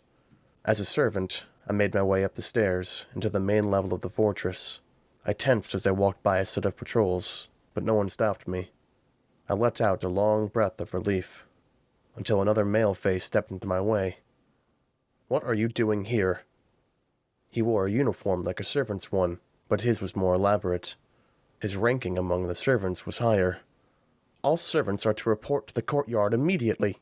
He grabbed my arm and pulled me along with him. I started protesting, but decided against it. If I fought this Fae now, it would only make everything worse. I went along with him, at least until I figured out what was happening. He brought me back downstairs into the servants' wing and shoved me into a large courtyard where many other servants stood, all looking confused. Guards flanked the walls, all looking to attack if necessary. What the fuck was happening here? The male Fae turned his attention to the servants. "Someone tried to poison the prince last night," he said, his voice loud enough to carry through the courtyard. Gasps of surprise filled the air. I frowned. "No one leaves this courtyard until everyone is fully investigated." He gestured to a young female Fae just a few steps from him. "You're going first." With her head low, the female Fae approached the male. He pulled her to the back of the courtyard. Just then, General Oren stepped into the courtyard. My insides chilled. Even though I was glamored, I glanced down, afraid he would recognize me. From under my lashes, I watched for a few moments while General Oren interrogated the young female Fae, then dismissed her and called another servant. Fuck. I couldn't be investigated. It would either break my glamour, or they would realize they had never seen a servant who looked like me before. I had to get the fuck out of here right now, but guards were stationed along the walls, every 10 feet or so. With my werewolf agility, I reached into the pocket of one Fae and snatched the first thing I grabbed, a thick golden coin. I stopped for a second, wondering who the fuck had a gold coin, and why, but I honestly didn't care. Instead, I acted on the rest of my plan. I dropped the coin among the feet of a male Fae with a wild demeanor. It took less time than I thought it would. The first Fae realized her coin was gone and started shouting she had been robbed. She saw the coin at the other Fae's feet and accused him of stealing her. Chaos ensued and several guards from along the wall stepped forward to check what was happening, and I slipped from one of the courtyard's archways and disappeared inside the fortress. Chapter 15. Pharah.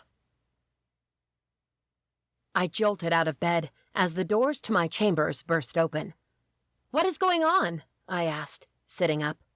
I was glad I had chosen a moderate nightgown for tonight, knowing I would be awoken once they found Lark's body.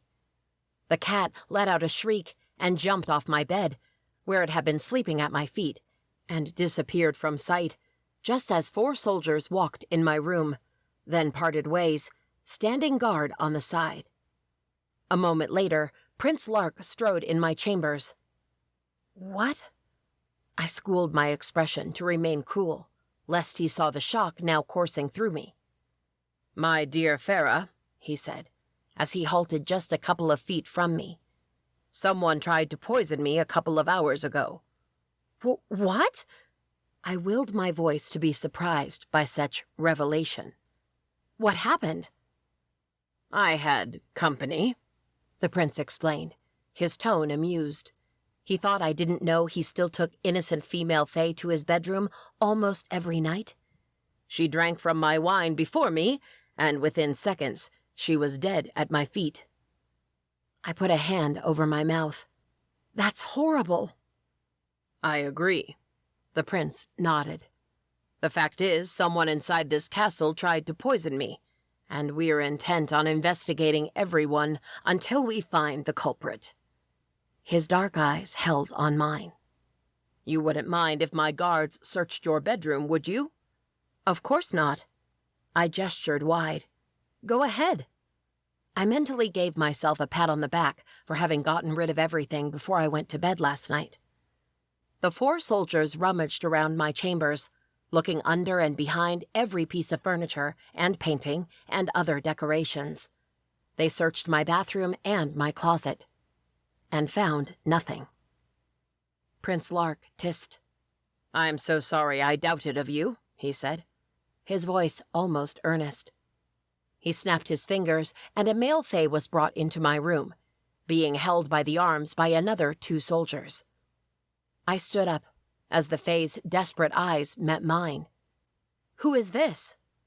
"My winemaker," Lark explained. "I've been searching for a while now, and I can't find anyone who would want to poison me. Thus, the winemaker must have put the poison in my wine himself. "My prince, it wasn't me," the Fae shouted. "I wouldn't have. I gasped in horror as Lark moved his arm as fast as lightning and slashed the winemaker's throat with a dagger I didn't even see he was holding. A gurgled sound came from the Fae's mouth, and blood seeped from his throat. First, the poor female Fae who drank the wine. Now, the winemaker. 2 Fae had died because of my plan. Because of me. Prince Lark turned to me, his face serene, as if he hadn't just killed a Fae in cold blood. He took another step closer to me, and I did my best to hold my ground. I couldn't show him how much I was disgusted with him, how much I feared him. He reached for my hand and held my arm. He clasped a black stone bracelet around my wrist. "A gift for my wife," he said, in a honeyed tone. I glanced down at the bracelet, stunned. What the hell was he doing? "Thank you," I whispered, still in shock. Lark placed a kiss on my cheek. "Sorry to have bothered you. I'll let you go back to bed, while my soldiers and I resume our investigation." With that, the soldiers dragged the winemaker's body from the room, leaving a trail of blood on the floor. Everyone walked out, and the doors closed with a finite click behind them. I stood there in absolute horror for a few moments, trying to gather my wits. I knew Prince Lark was evil, but I hadn't realized he was more than that. He was insane and evil, and he liked it. My skin crawled with revulsion and fright. I had to get out of here. I couldn't stay here as a victim, especially now that I knew Lark had lied to me and imprisoned my brother and my people, instead of letting them go, as he had promised me. I had to get out of here and find a way to go back to the Fae realm to save my people. After waiting a few minutes, I changed my nightgown for sensible clothes, black leather pants, a thin sweater, and boots. As I left my bedroom, careful not to step in the blood smearing the stone floors, the sun was going up outside the window. Hopefully the hallways would still be dark, and since the soldiers were all following Lark wherever he was going, I would be able to slip through the fortress unnoticed. To my relief, I made it to the outer wall of the fortress just fine. But there were 2 guards standing in front of the gates, leading outside. I quickly put a glamour over me, disguising as another Fae guard. I didn't have to interact with them. All I had to do was cross the gates. Then I would run like a madwoman until I was far away from here. My plan worked well, until the moment I took one step past the gates. Pain shot straight from my core, making me double over and my vision too blurry. I was about to fall on my knees when one of the guards snatched my arms. "Are you okay?" he asked, his tone not that caring. He pulled me back a little, and the pain was gone. What the? I disentangled myself from him and stepped forward again. The pain came back, hitting me harder this time. I not only doubled over, but I fell on my knees and threw up. "What is going on with you?" the other guard asked me, eyeing me with repulsion. Groaning, I scooted back inside the fortress. The pain was gone, and I inhaled deeply, savoring the reprieve. Baffled, I looked down at my bracelet on my wrist, and I suddenly realized what was going on. The bracelet wasn't a gift from Lark. It was a curse. If I tried to leave, the magic in the bracelet was activated. If I really left, it would kill me. I was stuck here forever. Chapter 16. Wyatt. Exiting the courtyard was easy. The problem now was to navigate the fortress without being caught, since all the servants were supposed to be at the courtyard, being interrogated for what happened to Prince Lark. Someone tried poisoning the prince. That sent the wheels of my mind turning, but I really didn't have fucking time to think about him and what that could mean. I had to find Farrah as soon as possible. Luck struck on my side when a young female fae crossed my path. She was dressed in the servant's uniform, and she wasn't locked in the courtyard with the others. "Excuse me," I said, wondering how would a fae servant talk to another. It didn't matter now.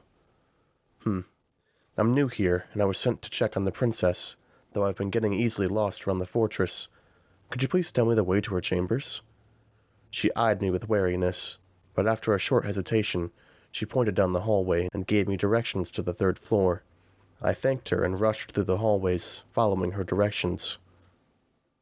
At the landing of the 3rd floor, I bumped into 2 fae guards. Momentarily caught off guard, the reaction time was slow, so I acted faster. I pounced on one of the guards, swiped his spear from him and pushed it into his chest, across his heart. The 2nd guard was already on me, his spear coming from my back. Wishing I had time to shift into my wolf, I spun to the side, missing the spear's blade by 1 inch. But I didn't stop. I moved my arm up, punching the spear, making the fae lose his grip on it. I grabbed it hard and landed a nice elbow strike on the fae's nose. He dropped his hands to touch his nose, and I turned the spear around, the blade pointed at him. Before he could react, I drove the spear through his neck. A gurgling noise came from his throat right before his body thudded on the floor. I dragged the bodies into the nearest room. I cleaned my hands on the tunic of one of the guards, then stole the pants and shirt of the other one. I didn't forget about the stone I was carrying, and tucked it safely away in my pocket. Hoping my glamour was still in place after this fight, I slipped from the room and continued on my path. It didn't take long for me to find the double doors at the end of the hallway. Farrah's bedroom. My heart started beating faster as I turned the knob and pushed the door open. My breath caught as my eyes found her. Heartbreakingly beautiful as always, Farrah stood before the large window on the other side of the room, the warm light from the sunrise kissing her porcelain skin and silver hair. She turned wary eyes at me. "Who are you?" I closed and locked the door. "Lift my glamour," I told her. Frowning, she waved her hands, using her magic to turn off my glamour. I felt the moment the magic slipped away from me. Farrah's bright blue eyes went wide. "Wyatt!" she whispered in disbelief. I stood there, watching her, afraid of moving. But she moved first. She launched herself in my arms. With a deep inhale, I held her tight against me, relishing in the feeling of her with me, in her scent filling my nostrils. Then she stiffened and pulled back to look at me. "What are you doing here?" I held on to her arms, refusing to let her put distance between us. "I came for you, to rescue you from this place." The defeated shine in her eyes squeezed at my heart. "I can't." She lifted her arm and showed me the black bracelet in her wrist. "Lark put this on me earlier today. I tried escaping after. This bracelet will kill me if I leave the fortress." I grabbed her arm and tried pulling the bracelet off. She shook her head. "I've already tried that and more. The bracelet is enchanted. It won't come off." "There must be a way," I whispered. "I can't leave my mate trapped here." Her eyes rounded for a moment, then a small smile appeared over her lips. "You felt it too?" I nodded. "I wasn't sure if you had." I pulled her back to me. "Farrah, I love you. I have always loved you. I can't let you stay here." Gently, Farrah cupped my face, and standing on tiptoes, she pressed her lips to mine. I groaned, not content with just a peck. I closed my mouth over hers and kissed her, showing her just how much I wanted her. I needed her. I loved her. Farrah kissed me back, moving her lips in rhythm with mine, her tongue entwining with mine. I wrapped my arms around her, like a lock that wouldn't break, no matter what. But then Farrah stepped back, breaking our kiss before I could take it further. "Wyatt, you need to go. It's not safe here. You'll be found out and killed." I held to her hand. "I won't leave you." She pressed a hand on my chest. "You need to. Listen to me. Lark lied. He didn't let Daly and my people go. They are in prison somewhere in the Fae realm. Go there. Find them. Free them. Rescue Daly. I know he'll be mad now and will want vengeance. He'll know what to do." A wave of rage coursed through me. That fucking Fae prince. I sucked in a deep breath, trying to stay calm. I would lose my temper, but not now. Later, when I faced off the prince, I would put an end to him. But right now, I had to stay level-headed. Even though I didn't like it, Farrah seemed to know what she was saying. If she trusted Daly for this, I would too. I nodded. I hate leaving you, but I'll go after Daly. Then we'll come back for you. I leaned into her and kissed her deep and hard one more time. I promise it, I whispered against her lips. No, go, she said, pushing me toward the door. Reluctantly, I let go of her. But as I was turning from her, I remembered something. Oh, I have something for you. I pulled the blue pendant Spencer had given me from my pocket and handed it to her. She took the blue stone. What is this? I shrugged. I don't know. I just promised I would give it to you. Chapter 17. Pharah. 1 hour after Wyatt left, I finally stopped crying. Seeing my mate, touching him, and not being able to leave with him was not only heartbreaking, but it was also slowly killing me. Staying here would kill me, but if I tried to leave, I would be dead too. I waited another hour to compose myself before I tried leaving my room. I couldn't escape this fortress, but nothing could stop me from going to the library and research about this damn bracelet. If there had been books about poison, I was sure there would be books about magical objects. Hopefully there would be one about this specific one, and I would be able to take it off. But a surprise waited for me when I opened the doors of my chambers. 4 guards stood there, blocking my way. "What is going on?" I asked, alarmed. "When did you get here?" Had they seen Wyatt leaving? One of the soldiers turned to me and gave me a slight bow of his head. "Just a few minutes ago, Your Highness. Prince Lark asked us to keep you safe in your chambers while the investigation goes on." I frowned. "So I can't leave my room?" "For your own safety, no." I scoffed. For my own safety. What a freaking lie. Lark was keeping me prisoner in here, probably another punishment, since he knew I had been the one to slip poison into his wine. He might not have proof, but he knew. Seething, I retreated into my chambers and closed the doors again. Damn it. I couldn't even wander inside the fortress. What the hell would I do now? I didn't have to wait for long. A few minutes later, Jenny entered the room. "You're having lunch with the prince," she said, her tone quieter than usual. "Are you okay?" I asked, worried about her. Had the prince beaten her up again? Jenny lifted her sad eyes to me. "It's just... General Aaron and the soldiers are conducting an investigation to find out who tried to poison the prince." I watched her for any indication that she had connected the dots, that she had realized the potion she helped me brew in my closet wasn't a fertility potion, but rather the poison used to try to kill the prince. But there was nothing in her gaze, no emotion. She was either more naive than I thought, or she was a very good actress. "And?" I asked, afraid of her next words. "They are being rougher and crueler than usual," she said, with a long sigh. My stomach tightened. She and the other servants were suffering in the hands of Lark and his evil Fae because of me. What other bad consequences would my plan have? I followed Jenny into my closet and let her dress me in a beautiful black gown with a deep cleavage, despite being just the middle of the day. In silence, she applied a little makeup to my face and pulled my silver hair into an intricate braid behind my head. If I didn't know better, I would think I was going to a ball in the middle of the day. The guards escorted me to the dining room, where Lark waited for me, standing beside the long table, wearing a fancy suit and a thick cloak over his shoulder. He smiled when he saw me. "You look beautiful." I gave him a curtsy. Thank you." The guards stepped out of the room, giving us a little privacy. Lark gestured for me to approach him. He pulled up a chair at the end of the table and helped me sit down. Then he walked the length of the table and took the chair at the other end. Servants came in with our lunch and drinks.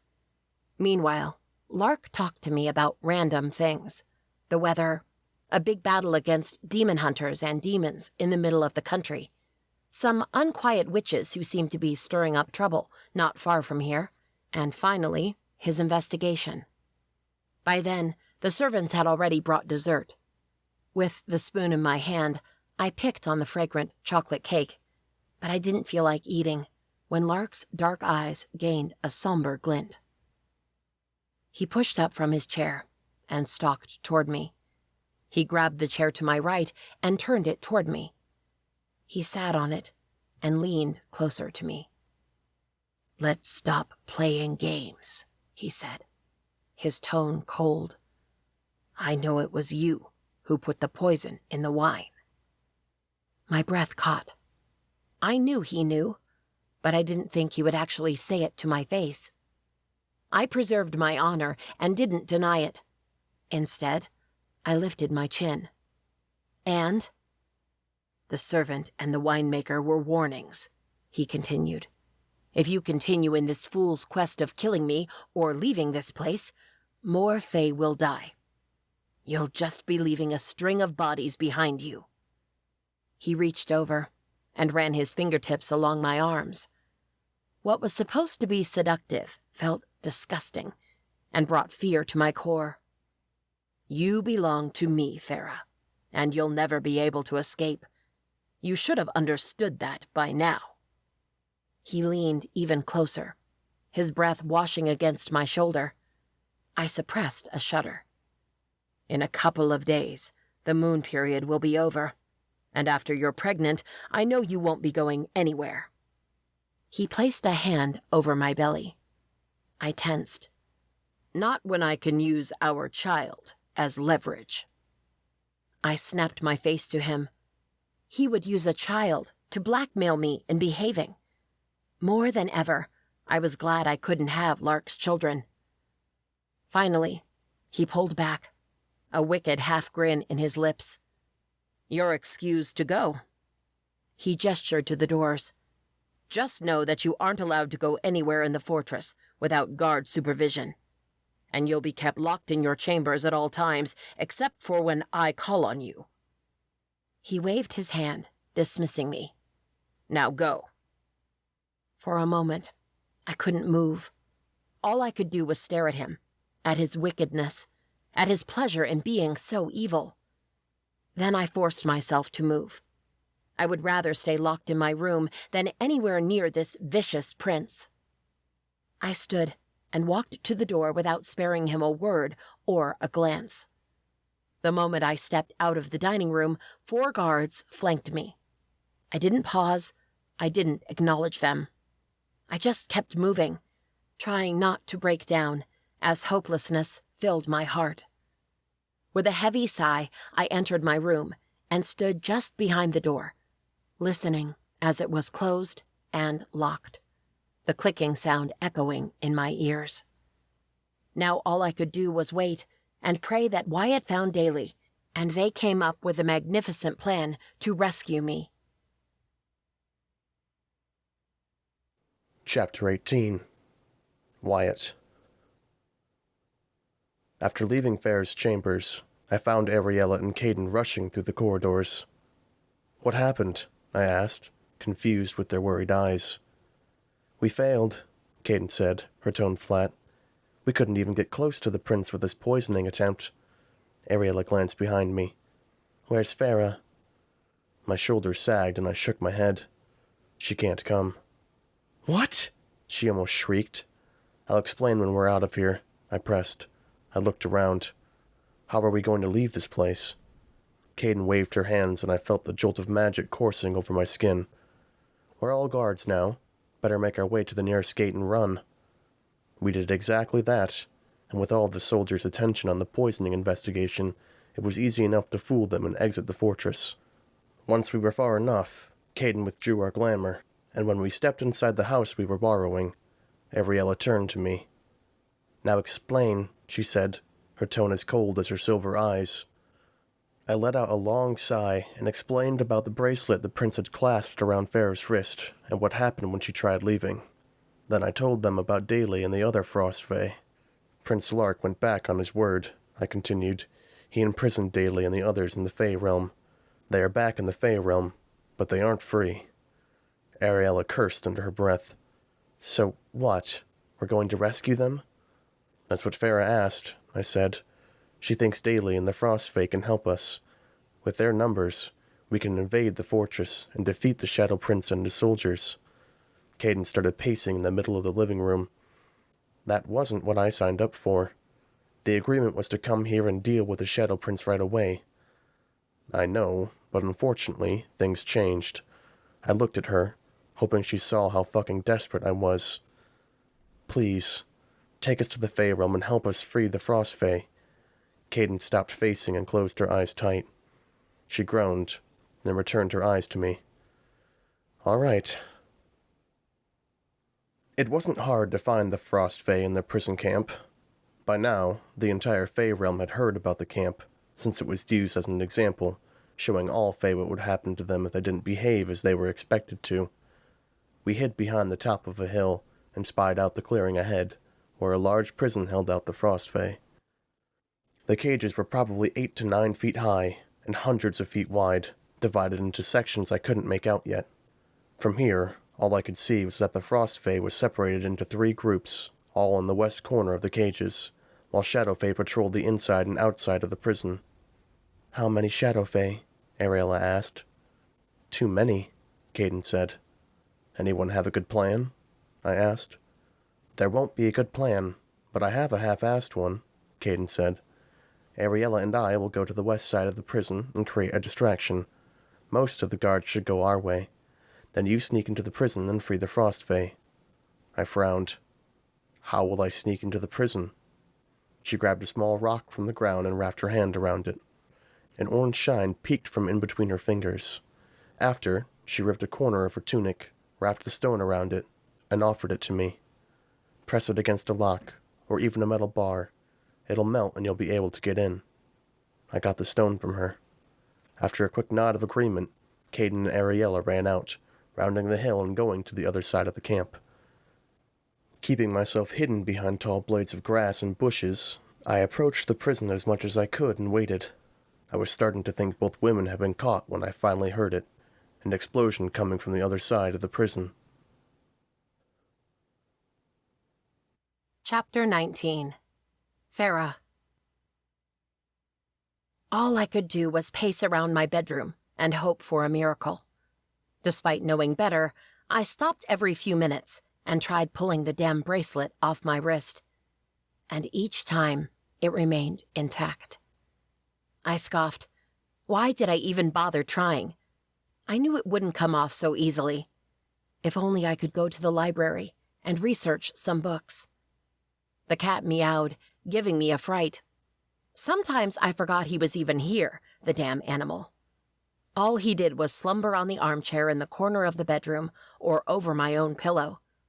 At least he was easy to care for. Suddenly, the doors opened, and Jenny entered my chambers, her head low. "Good afternoon, Your Highness," she said in a meek voice, her eyes to the floor. I frowned. "Jenny, look at me." She flinched, but lifted her head. I gasped at the new purple bruise on her temple and neck. I clenched my fists. "Did Prince Lark do this to you?" Jenny remained quiet. "You don't need to defend him, you know. If he hurt you, tell me." She blinked, tears appearing at the corner of her eyes. "I shouldn't talk like that about him, Your Highness. It's wrong." Why the hell was she still afraid of talking shit about him? He beat her up. She had to hate him. How could I make her see just how wrong he was and get her to help me without actually telling her the truth? There was a way she could help me. "Jenny, I would like to go to the library," I said. my voice firm. "But the prince said—" "I know the prince ordered me to stay in my room, but I would like you to go to him and tell him I'm bored out of my mind. I want new reading material, and I would like a couple of hours at the library to choose a few books for myself." I gestured to the closed doors. "What's the worst that could happen if the guards will follow me there?" Jenny hesitated, but she lowered her head. "Yes, my princess." She left the room, and I started pacing again. Either the prince was more gullible than he seemed, or Jenny had been very convincing when telling him about my boredom. I didn't really care about how she persuaded him to let me come to the library. All that mattered was that I was here now, surrounded by the tall shelves and thousands of books. The 4 guards had entered the library with me, but they stayed by the entrance, their eyes following every one of my movements. I started browsing the fiction section, trying to throw my guards off. I picked 2 books from there, as decoy. Slowly, I made my way deeper into the library, to the back shelves where the books in magical objects were. My heartbeat sped up as I searched through the books as fast as I could, always maintaining the fiction books on top, so if I was caught, I could hide the others. I skimmed through the books, searching for anything in this damn bracelet. I needed to find a way to get this shit off my wrist. 1 hour passed, and dozens of books had been searched, and I hadn't found anything about the bracelet.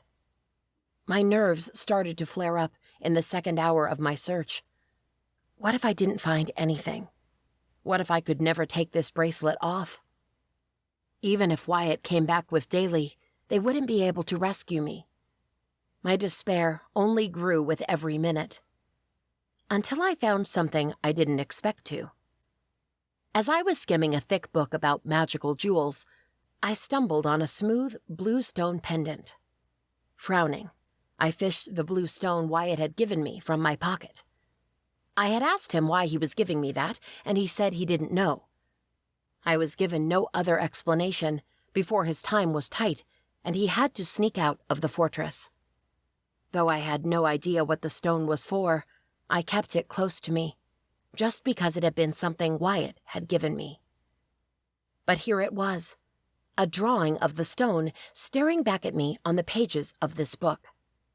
This stone was called the Frost Pendant, and it gave the wearer exceptional frost powers that could overpower almost any other type of magic. I dropped the book on the floor and held on to the pendant. Closing my eyes, I invoked my powers, and an avalanche rushed into my veins, making me gasp. Whoa, this pendant wasn't a trick. I opened my eyes and stared at the bracelet around my wrist. I touched the pendant to it and willed it open. The bracelet snapped with a loud crack and fell to the ground. I stared at it in shock. Holy shit, it had worked! The bracelet was gone. I was free, which meant I could escape. I could leave this place. I picked up the bracelet and stuffed it into my pocket. I put the books back into their places, except for 2 fiction ones, and headed to the entrance. Somehow, I would trick the guards on our way back to my chambers, and I would make a run for it. "Your Highness," Jenny said, with a bow of her head as she entered the library. "May I escort you back to your chambers?" My brow furrowed. This wasn't how my plan was supposed to go, but I could work with this. Yes. On the way along the hallways, Jenny stayed a step behind me, while the guards followed us a few feet back. Once we were back into my chambers and the doors were closed, I turned to Jenny. "Have you ever wished you could escape this place?" I asked, knowing I was treading into dangerous waters.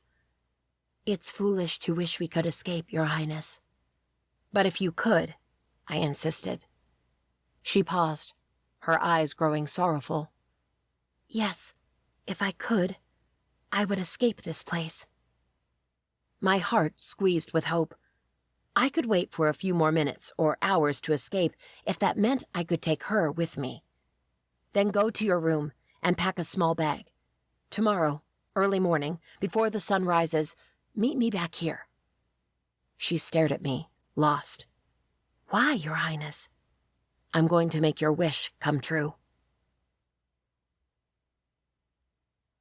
Chapter 20. Wyatt. As expected, the explosion caused confusion, and most of the Shadow Fae guards went to check out what happened, and I ran toward the prison. Holding the enchanted stone by the piece of cloth, I pressed it against one of the thick metal bars. It turned orange in a few seconds and quickly melted away. I repeated the action with at least 3 other bars, making a big hole for us to escape through. Then I stepped into the prison. A remaining guard advanced on me. I sidestepped him, swiped his spear from him, and pierced his chest with it. I dropped the spear, and his body fell to the ground. "Wyatt?" Someone called me. I looked at the voice. Holding onto bars, Daly stared at me. "What are you doing here?" "Saving your ass." I didn't waste time. I pressed the stone in the lock of the cage's door, melting it in 3 seconds. I swung the door open. "Let's go, before the guards come back this way." "What about the others?" he asked, walking to my side. He was as tall as I was, but he had clearly lost weight in these past few weeks.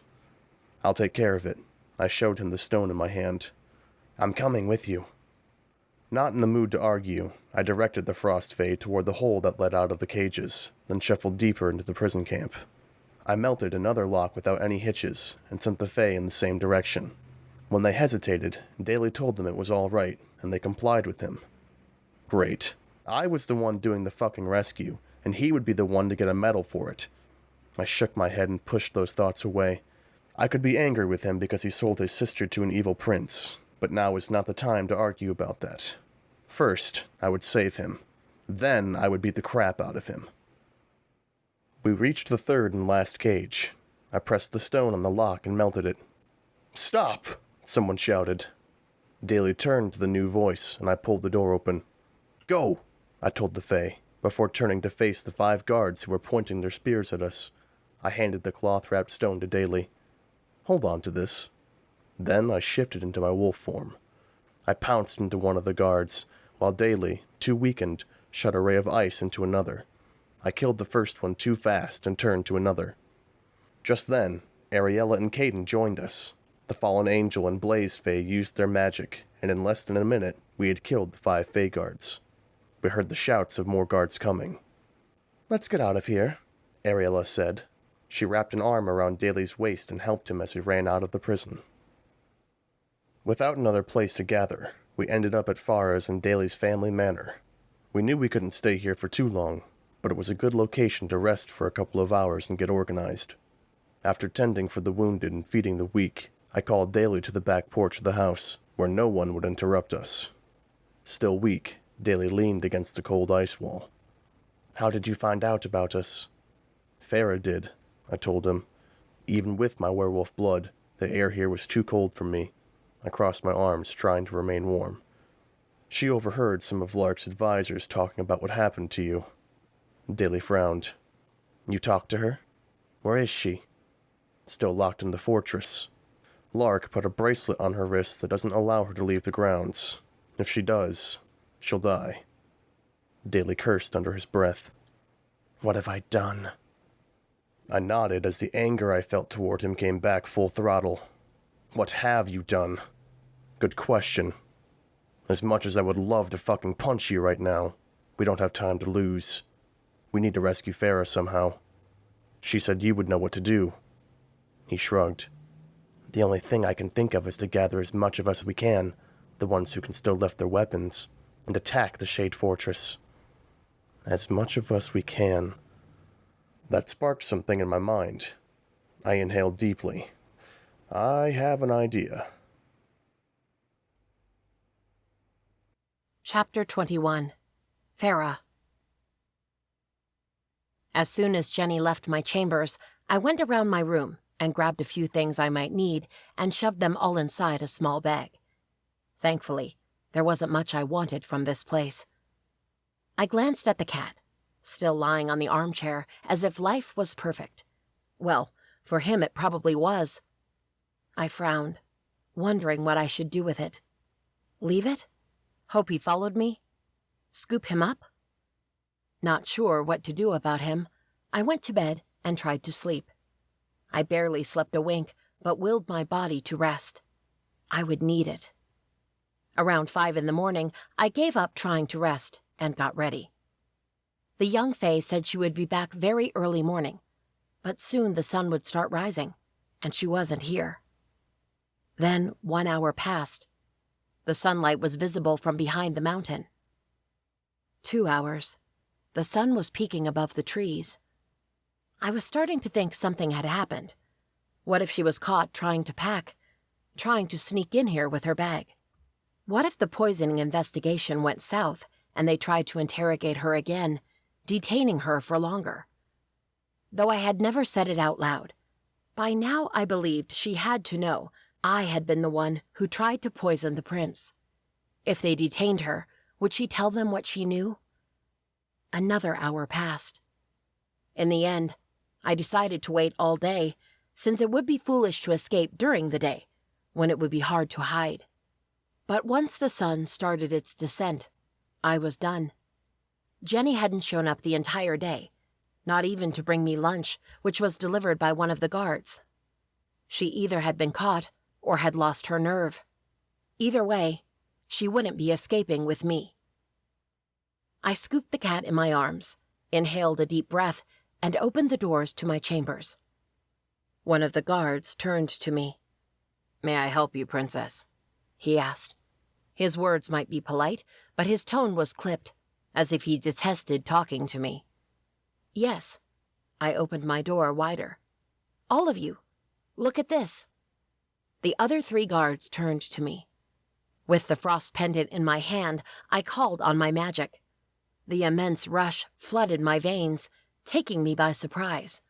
I wasn't used to this much magic at once. "Prince," the guard's words died on his lips as I shot my magic into them. The 4 guards became ice sculptures. Using my powers, I pushed them inside my chamber and hid them inside my bathroom. Then I frosted over the bathroom's lock. By the time they thawed and were able to break through this door, I would be far, far gone. Slipping through the fortress was easy with the frost pendant. I tried not engaging with anyone, but now my powers were so great, it was easy to trick them all. My only other challenge was the guards at the outer gates. Those I had to freeze too. I hid them inside the nearest room and once more frosted over the lock. Then I raced out of the fortress, and the cat jumped off my arms, running ahead of me. I inhaled the fresh air of the evening. The sun had already disappeared behind the mountain, giving me cover. It gave them cover, too. I didn't see them emerging from the shadows until they were only a few steps in front of me. Soldiers. A lot of Shadow Fae soldiers, and all of them standing between my freedom and me. This time, I wouldn't just bow my head and let them take me. This time, I had the frost pendant. This time, I would win. I shot my hand out before any of them could react. They became frozen statues. I made my way through them. "Your Highness!" I whipped around and saw Jenny running to me. She had a small bag across her shoulders and big eyes. "You came," I whispered, as she stopped in front of me. She offered me a small smile. "I was afraid I wouldn't be able to catch up." I reached up and rested my hand on her shoulder. "You're here now. Let's go." Jenny put her hand over mine. "I'm sorry," she said, her eyes glinting in the darkness. Quicker than I could blink, Jenny grabbed the frost pendant from my other hand. I gaped at her. "Jenny!" I lunged at her, but she retreated. Meanwhile, the soldiers thawed and surrounded me. I stared at Jenny, my eyes wild. "What have you done?" She stepped out of the soldiers' circle just as a new form took shape from the shadows. Prince Lark. He stood beside Jenny and extended a hand to her. She dropped the pendant on his hand, then lowered her head. "Good girl," the prince said, his eyes on mine. I clenched my fists. "Why would you betray me?" I asked Jenny. "He's despicable, and I was going to help you escape." Jenny kept her head lowered.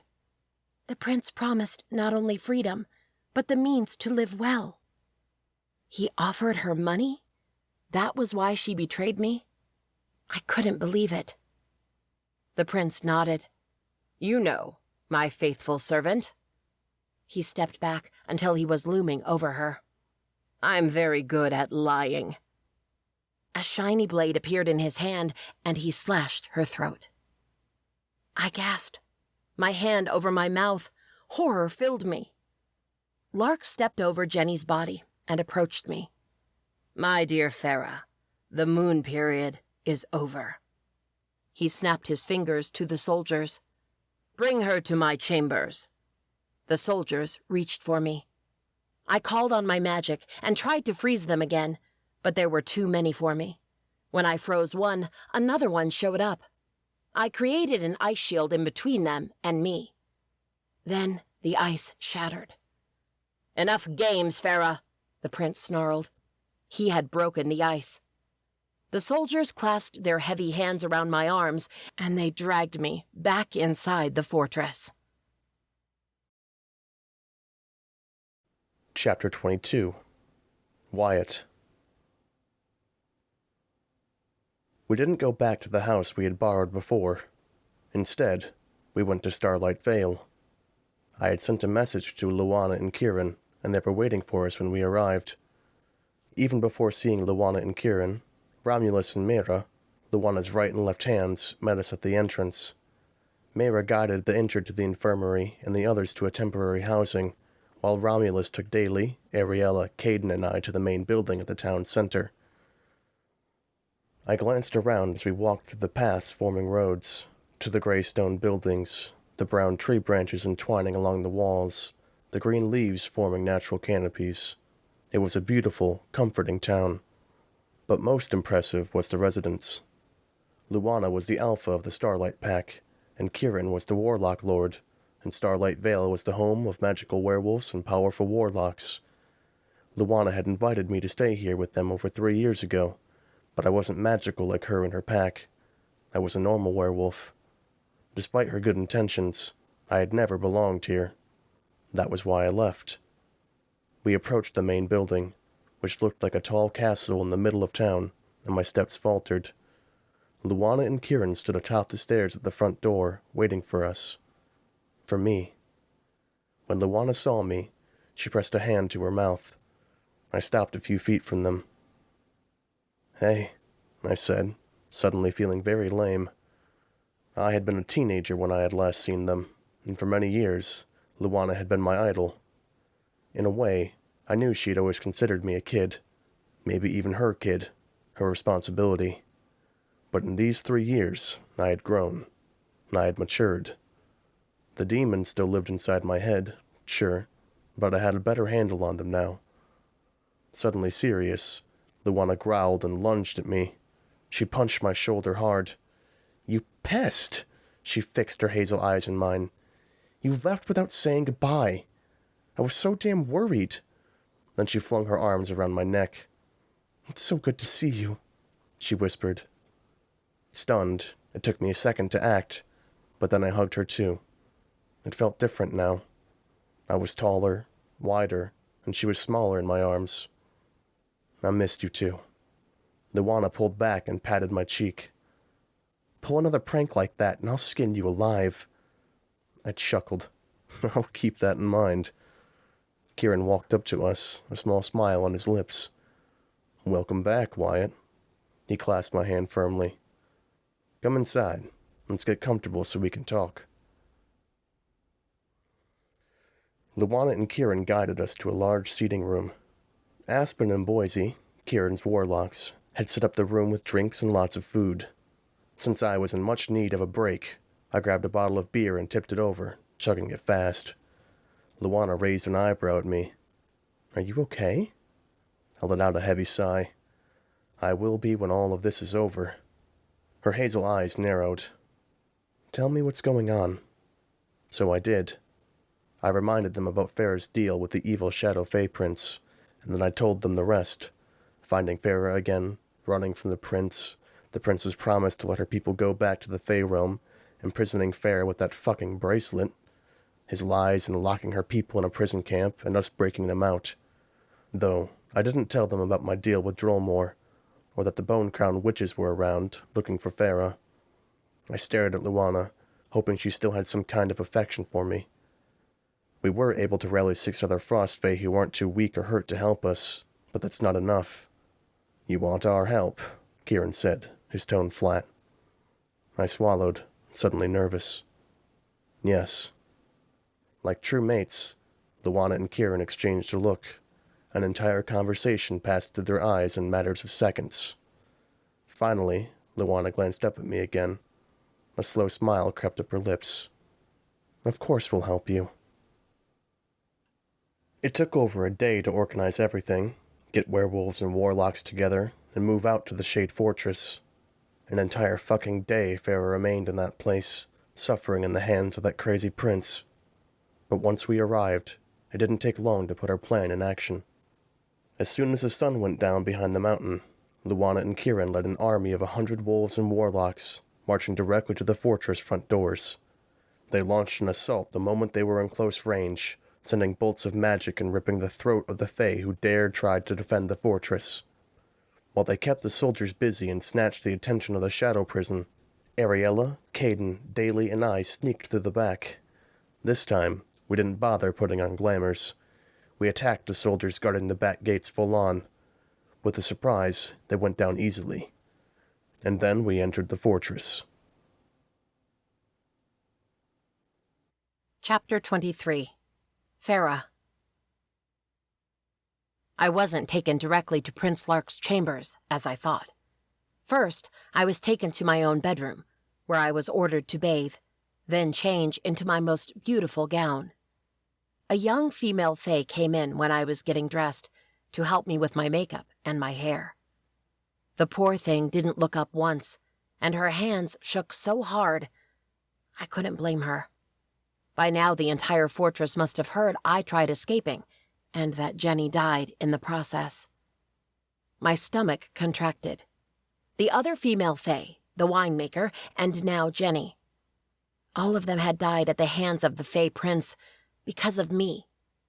Their deaths were on me, and I would never forgive myself for that. After I was all dolled up, the guards guided me to Lark's chambers on the other side of the fortress. They pushed me inside and closed the doors behind me with a definite thud. I was locked in here with the evil prince. Dressed in his best suit, Lark turned to me with a wide smile. "You look beautiful." I winced. Coming from him, this compliment meant nothing. He stalked to me, like a predator sizing up his prey. "Relax, my dear Pharah. I'm not mad at you. I'm actually very amused and impressed.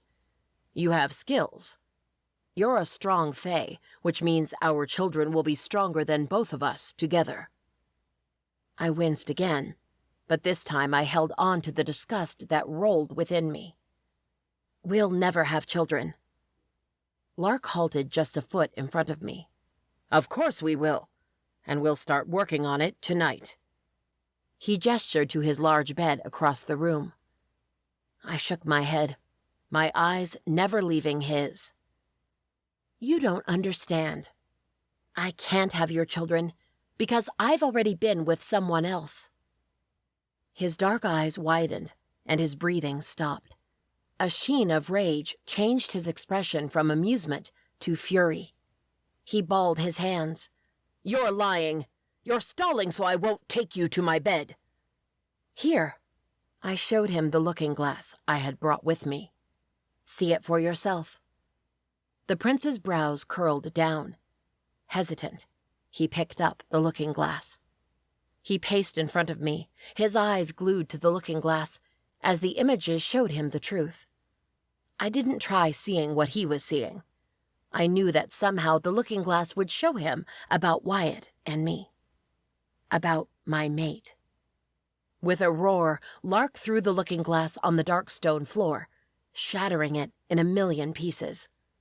I flinched from the flying shards, but held my ground. I wouldn't succumb to fear now. With murderous eyes, Lark lunged at me.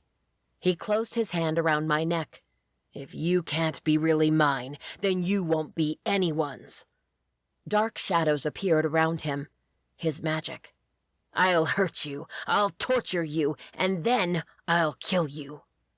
I gasped, even though I knew this was coming. He tightened his grip, and I gagged. "Focus, Pharah." I clutched his shirt and tugged him even closer. As fast as I could, I slipped my hands on his pants pockets. Bingo.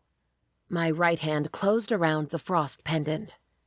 Instantly my powers came alive, and I embraced them. Lark's eyes rounded as he noticed what I had done. His grip loosened around my neck. With a wicked smile of my own, I rested my hands over his chest and sent my magic into him. Inch by inch, the frost spread over his skin, inside his body, around his organs. In less than a minute, Lark had become a frozen statue. I let out a long breath. This wasn't over yet. Grunting, I pushed Lark's frozen form until it tipped over and fell on the floor. He shattered, just like the looking glass had. A million pieces scattered on the dark floor. Prince Lark was dead. I didn't waste time. I flung the doors of his chambers open and ran out. The guards turned to me, but before they could blink, I had frozen them too. I ran through the hallway and down the stairs. That was when I realized something was wrong. The only other guards I had seen were running to the front of the fortress. Then a muted boom shook the fortress. We were under attack? "Pharah!" I turned around, my hands up to send my magic out, but my shoulders sagged in relief. It was Wyatt, and behind him were Daly, Ariella, and a Blaze Fae. A Blaze Fae? I shook my head, not caring about that right now. "You've come," I said. Wyatt grabbed my hand, holding tight. His eyes landed on my wrist, bracelet free. A small smile crept up his lips. "Let's get out of here." Chapter 24. Wyatt. It was easier to sneak into the fortress and then out, since it was in chaos because of Luana and Kieran's attack. While we ran out, we had to fight only a handful of soldiers. Once we exited through the back, Farrah told us about the frost pendant, how she got rid of the bracelet, and about killing the Fae Prince. I almost tripped at my own feet when she said that. Not that I was shocked she did, but then because our mission here was done. All we had to do now was make his soldiers surrender so we could take over the Shade Fortress, and Caden could claim it. But as we made our way to the front of the fortress to join Luana and Kieran's forces, the ground began shaking. Suddenly, dark smoke rose from the ground near the fortress, black and thick. Magical. We ran faster, putting some distance between us and the fortress as the smoke rose up and up, covering the fortress in darkness. We reached the front of the fortress, where the battle seemed to have paused as Fae, werewolves, and warlocks gaped at the thick smoke rising to the sky. The ground shook again, stronger this time.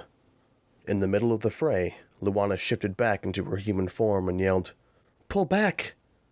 The Starlight werewolves and the warlocks didn't waste time. They followed her orders, and it wasn't a fucking minute late as the ground trembled again and broke, opening up between us and the fortress. "Run!" Kieran shouted. I held on to Farrah's hand tighter and we ran with the others, away from the fortress and whatever was happening to it. When I glanced over my shoulder, I didn't see any Shadow Fae anymore. Had they been swallowed by the pit, or consumed by the smoke, or had they made it back inside? After running for a few minutes, we stopped at the top of a hill, a safe distance from the fortress. Though it wasn't a fortress anymore. The shadows slowly dissipated into the air, and what appeared was a tall black castle with long spires and thick stone walls, and right on top of the wide balcony on the tallest middle tower was a terrifying figure. The Fae King. He didn't say a single word, not that we would be able to hear him from here, unless he used some kind of magic. No, he simply raised his hands and the world shuddered with an electric current. The pit around the new castle filled with black water, and from the castle emerged dark soldiers. They formed a circle around the new moat, their long spears at the ready should we attack again. "What do we do now?" Ariella asked from behind me. Farrah's shoulders sagged. "I know what he wants. He wants revenge for his son." She turned wide, blue eyes at me. "He wants me." I shook my head. "What, and you're thinking about going to him?" "If it's the only way to stop him." "Don't be stupid." That was Kieran. He stepped closer and Farrah stared in shock at him and Luana. "We won't let you walk to your death." "Besides," Luana started, "we know his type. Even if you sacrifice yourself, he won't stop now. You know that." I squeezed Farah's hand. "Let's just take a break, even a short one. We can come up with a plan to defeat him later." "Wyatt is right," Luana said. "We can talk about this king after we are all rested and tended for." She gestured to her people, to the Frost Fae and to my friends. "Let's go back to Starlight Vale." Without waiting for a reply, she turned and marched deeper into the woods. Kieran was right at her heels. The werewolves and the warlocks were next, then the Frost Fae. Daly paused, but followed, along with Ariella and Caden. I tugged on Farah's hand. "Come on." She resisted for a second, but let me guide her to safety. Chapter 25. Pharah. On the way to Starlight Vale, I saw something no one else did. A magical image on the night sky of a bone and a crown. It wasn't the symbol of the Bone Crown Witches, but I understood the meaning. Once we made it to the beautiful city, Romulus and Mira took us to the guest quarter, where accommodations had already been set up earlier.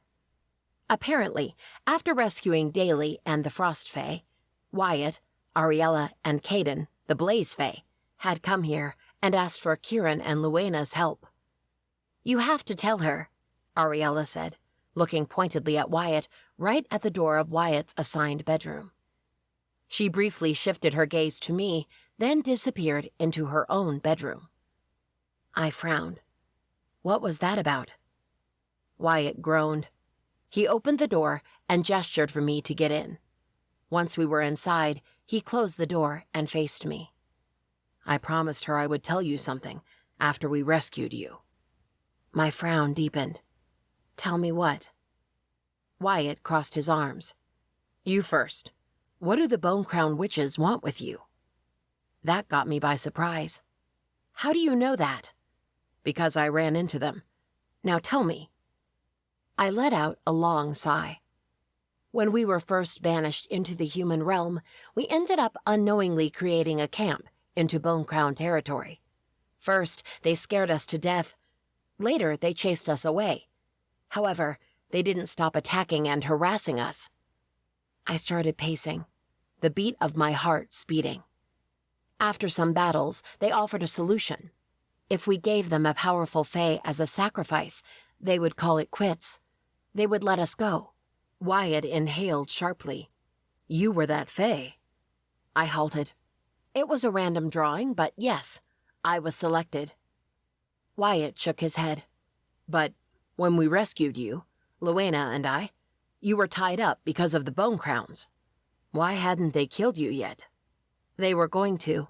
They left me there to inflict pain and fear into me. They would come back the next day to finish me off." "But we rescued you first." I nodded, ashamed I had never told them, him, the truth before. I didn't want to die. I let out a long breath. I heard they went after Daly and the others, but none of them had their magic as strong as mine. The Bone Crown didn't settle. They looked for me. Wasn't it ironic? I had escaped from being a sacrifice to the witches just to end up as a sacrifice of sorts to Prince Lark. Either way, I had been sold to save my people. Twice. And even that I couldn't do right, since Lark had lied about letting my people go. What happened then? I shrugged. They must have found me again after I married Lark. That's the only thing I can think of. So what now? We'll have to add them to our list of evil beings to face. A hollow chuckle escaped past my lips, but it died a second after. What about you? What Ariella was referring to? He ran a heavy hand over his thick hair and hesitated. A while back, I sold my soul to a higher demon, Drolmor. I stared at him, incredulous. You did what? Why the hell would you sell your soul? For a chance to see you again, he whispered. My heart cracked a little. I couldn't deny it. Since the moment we first met, I knew Wyatt and I were connected, that we shared a destiny. Then we found out we were mates. He had sold his soul to find me again. How could I be mad at that? I would probably have done the same thing. Though, a small flicker of fury started in me. How was he so stupid? The demon would never rest until he got Wyatt's soul. His hazel eyes held such an intense and scared shine, my heart cracked some more. Without a word, I went to him and wrapped my arms around his wide shoulders. We'll fix this, I promised, whispering in his ear. We'll figure out how to defeat the Bone Crowns, this higher demon, and the Fae King. His hands splayed on the small of my back. I believe you. When he lowered his head to mine, I met him halfway. His lips landed on mine, and I let out a sigh. He was mine, and I was his, and I just wanted to enjoy that for a moment. His kiss started soft, slow, as if he wanted to make sure I wouldn't run away this time. I wouldn't, so I grabbed his shoulders hard and deepened the kiss. Wyatt let out a groan and scooped me up. Without breaking the kiss, he took me to the bed. This time, when we made love, we didn't hold back. The mating bond screamed at us, making everything we felt stronger, more powerful. Every millisecond, I thought I would burst into a million pieces of pure pleasure. Nothing could be better than being in Wyatt's arms. It wasn't the first time I slipped from Wyatt's bed, but it would be the last. Careful not to wake him, I got dressed, and after a long look at his peaceful, sleeping form, I sneaked out of the bedroom. I didn't encounter anyone around the guest quarter, though I almost bumped into 2 warlocks patrolling the streets of Starlight Vale. Using my powers enhanced by the Frost Pendant, I scaled the side of a building and hid on the roof. Then I skipped from roof to roof until I was outside the city's limits. I dared to peek at the beautiful city one last time. I was proud of what Kieran and Luena had done here. They were really a great pair, and those people should see only happiness. Which meant I had to deal with the Bone Crown and the Fae King by myself, without involving no one else. I was tired of seeing my friends suffering or being used against me. It would be only me now. Pulling the hood of my cloak over my head, I took in a long breath and gave the first step toward my new mission. This has been The Fae-Bound, Rite of the Wolf, Rite World, Book 8. Written by Juliana Haygert, Rite World. Narrated by Amanda Fichter and Devon Reinhardt. Copyright 2022 by Juliana Haygert. Production copyright by Juliana Haygert.